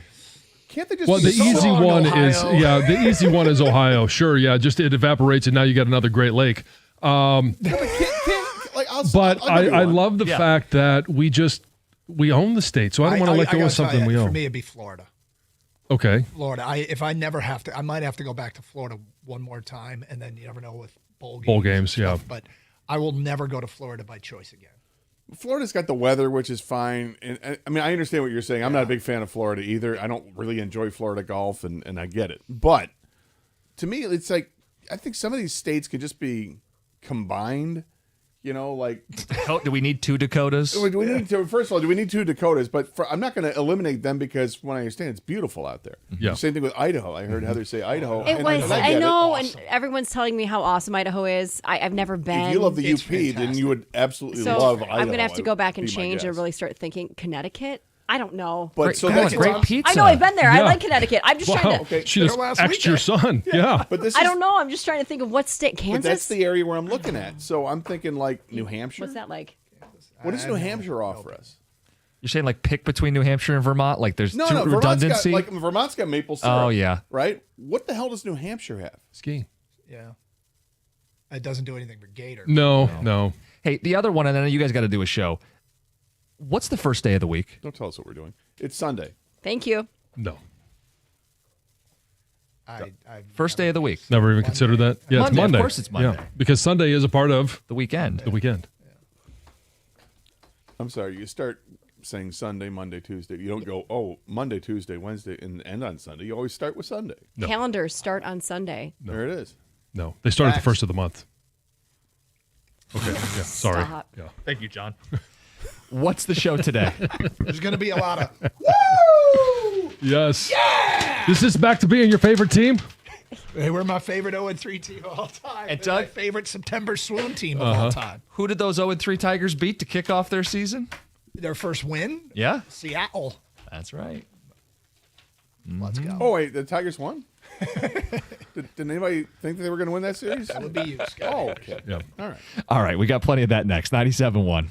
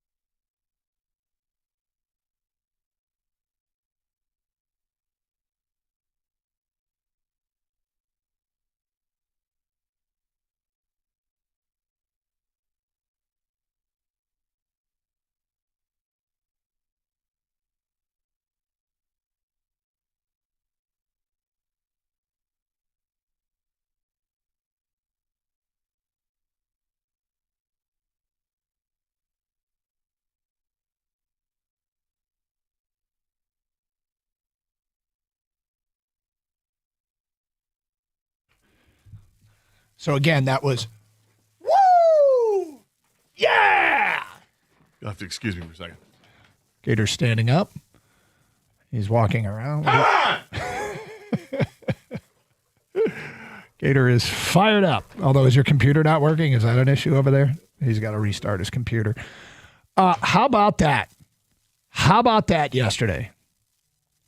So, look, we've gotten into a really dark place, and I could sense, and obviously I think the levels of frustration that people had with this Tiger team, the levels of frustration people had with this Tiger team had taken him to a dark place. It's so much so, I didn't realize we'd gone to, I hope my team loses, euthanize my pet dark place. But that's how dark it had gotten around here. And then that seventh inning was one of the most cathartic sports moments for me since 2021 Michigan-Ohio State. Like one of those satisfying. Yeah, I mean, everybody's got those, like just an exhale, a crooked number inning. Yeah. Which they hadn't scored 4 runs in an inning since that Yankee game on September 10th. They hadn't scored that many runs in a game since that Yankee game on September 10th. Oh, my God. So it's one game, right? It was a well-timed offensive explosion in an inning. And, you know, the bigger picture, the zoom out is it's hard to know or even buy into the fact that that moment in time is the beginning of them returning to themselves, what they were for the better part of a year offensively. It's too small a sample size to draw that conclusion, but we can hope. I mean, we can hope that because that team that played the way it did from August to basically mid-July, spanning the 2024 and 2025 seasons, that team looked like a team that could win the World Series. Whether you bought in or not, it looked like a team that could play with anyone and win the World Series. And then they reverted to what was a very authentic, bad version of themselves. And then they exploded yesterday at a really, really opportune time. It was a lucrative inning. And Scott Anderson, I mean, playoff baseball's so weird because as I'm watching playoff baseball, I'm constantly trying to find ways to like offload stress. I stand up, I start watching a game in that coaching stance where I'm those of you watching on camera on Twitch or YouTube, where I stand up and I'm bent over and hands on my knees like I'm coaching a game. Sure. And I'll watch a game like this, and then a pitch will take place, and I'll get up and I'll walk around the room, and I'm like, it's a total stress offload. Why am I doing this? I have no idea. But postseason baseball makes me do weird things. Yeah, after the game, when the game was finally done and Torkelson runs to first and runs out the final out, I think it took me a good half an hour before my stomach was no longer in knots. Like I just did not. I was so uncomfortable the whole time until that last out was done. And like I said, even then, I'm still waiting to unwind. And I had a celebratory beer and a shot, and I was much happier. A beer?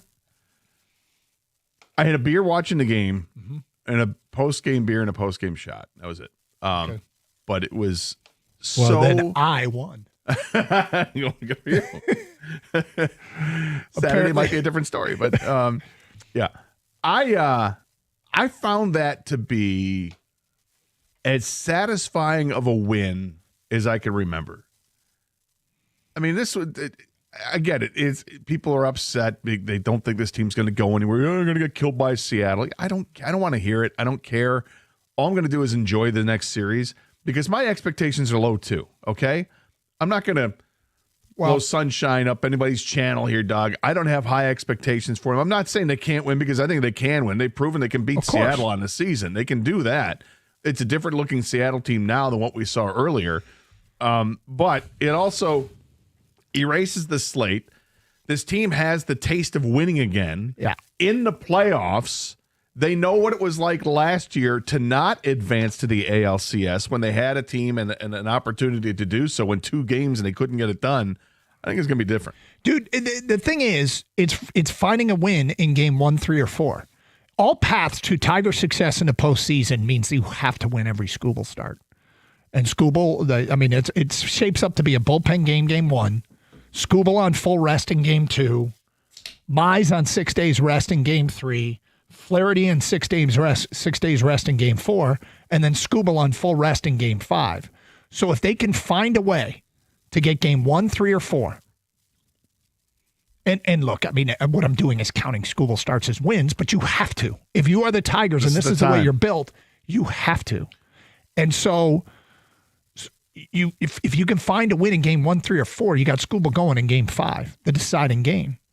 And that's really, sort of the formula, a realistic formula. I mean, look, if they win game 1 and lose game 2, and which is, there's no guarantees in baseball. I mean, and we know they don't win every Scooble start.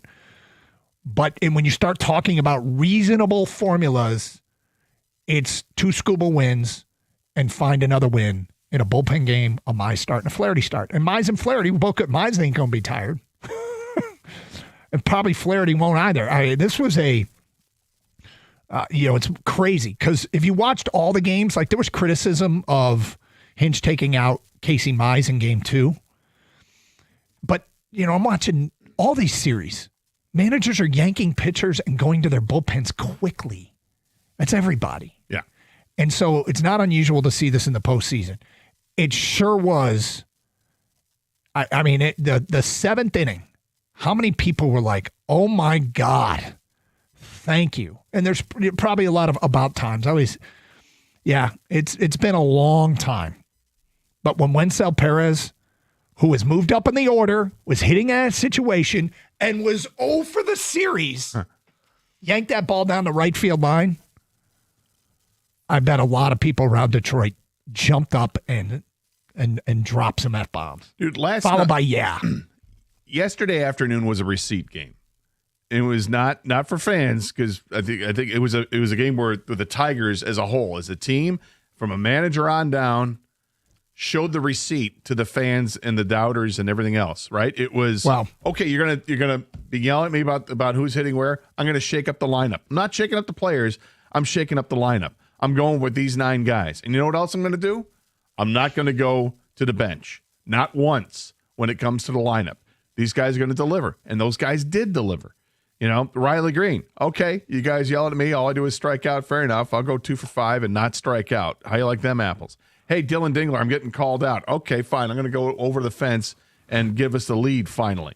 And this isn't just, this is on me. Well, here's the thing. This is on you. This is on everybody who had any kind of criticism of the team, which was legit. It was fair. It was fair. It was the fair, question legit, is, but this is what I loved about it because it felt like yesterday's game was the one where they for whatever reason they snapped out of it, got it together, and then they could say, "All right, here we go. You wanted it, we gave it to you. Let's advance." The difference is there is fair criticism. I thought some of the he's got to go. Well, that's criticism was. Baseball is the worst sport for hot takes because if you do it game by game, there's an absurdity to it. I like to process baseball in like 10-game chunks, which is roughly the equivalent of one NFL game equals a 10-game chunk. No, it's not anymore because they play 17 games, but that's kind of how I've always done it.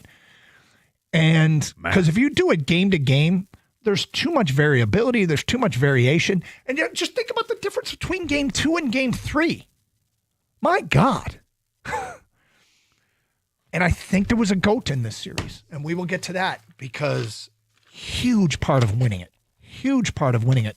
GOAT is in greatest of all time, or No. GOAT is in like you suck and this is why you won. Okay. Yeah. We'll get to that today. 10:17. Phone calls and feedback. Tiger fans, how you feeling today?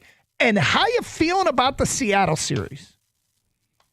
Love to hear from you on a cathartic Friday edition of Karsch and Anderson on 97.1 The Ticket.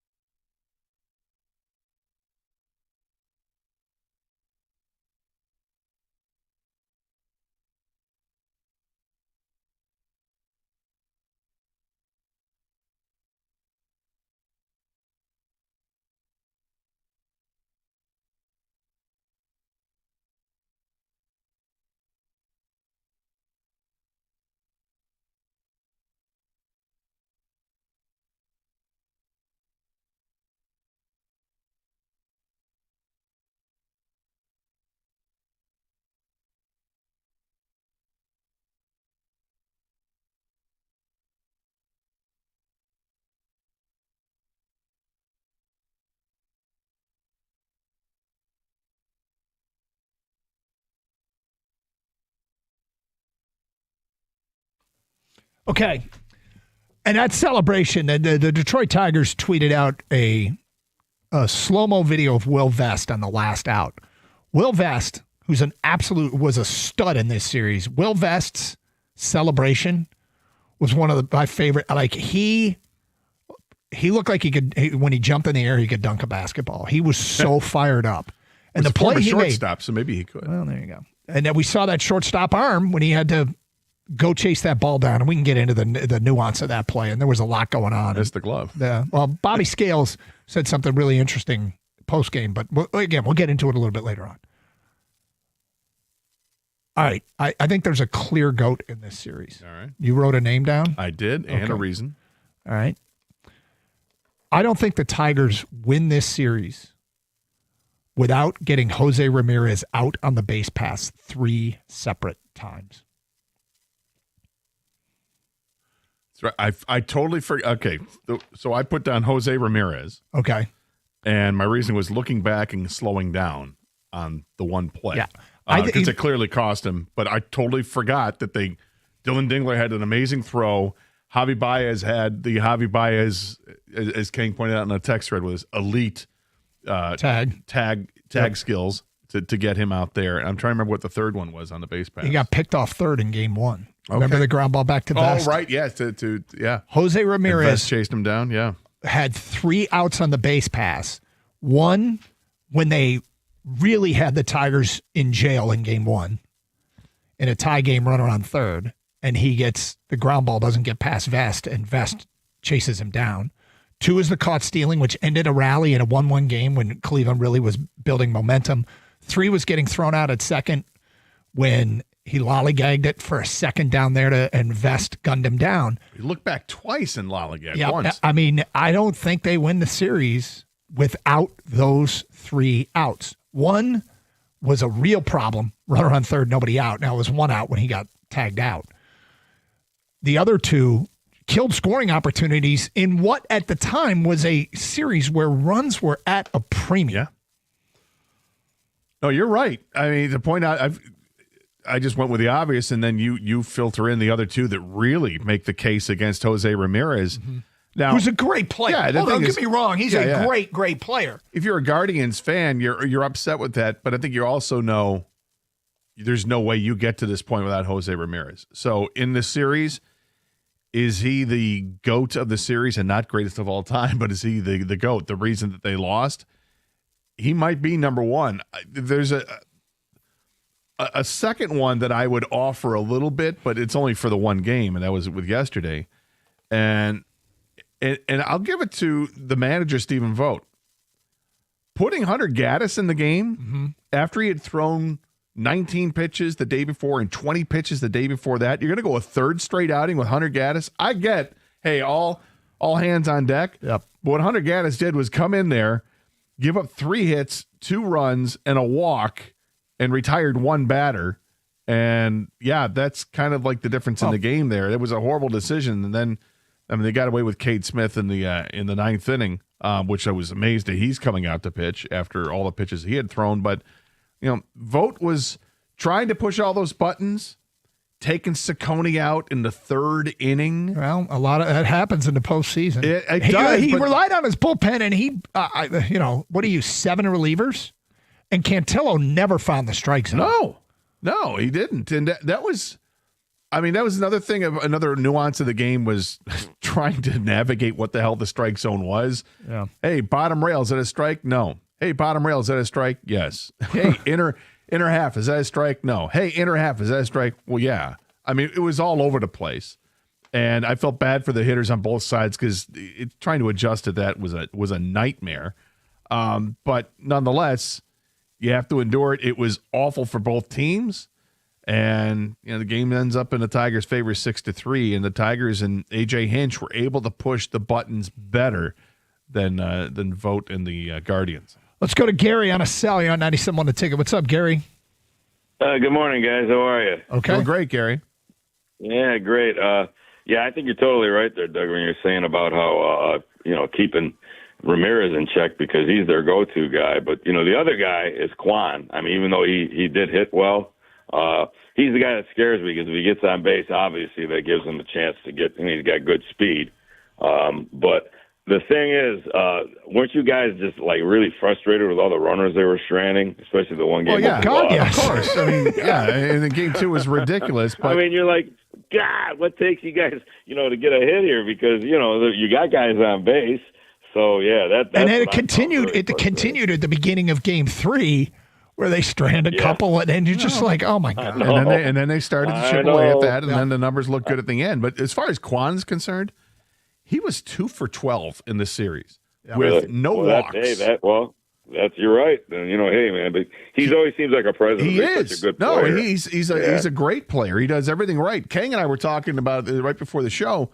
The drive that Javi Baez hit, which would have been a home run, and I think all but maybe 3 other ballparks, hits off the top. The way that Kwan played that was spectacular. He makes it look like he's got a chance to catch it at first. He's doing every little thing he can to slow Javi Baez down, because he knows the angles of the ballpark. And the last second, he turns around in the exact right spot when that ball hits the wall, comes down at an angle, and it's a sharp angle, but Kwan is right there, catches it, turns, throws, and almost gets Javi at second base.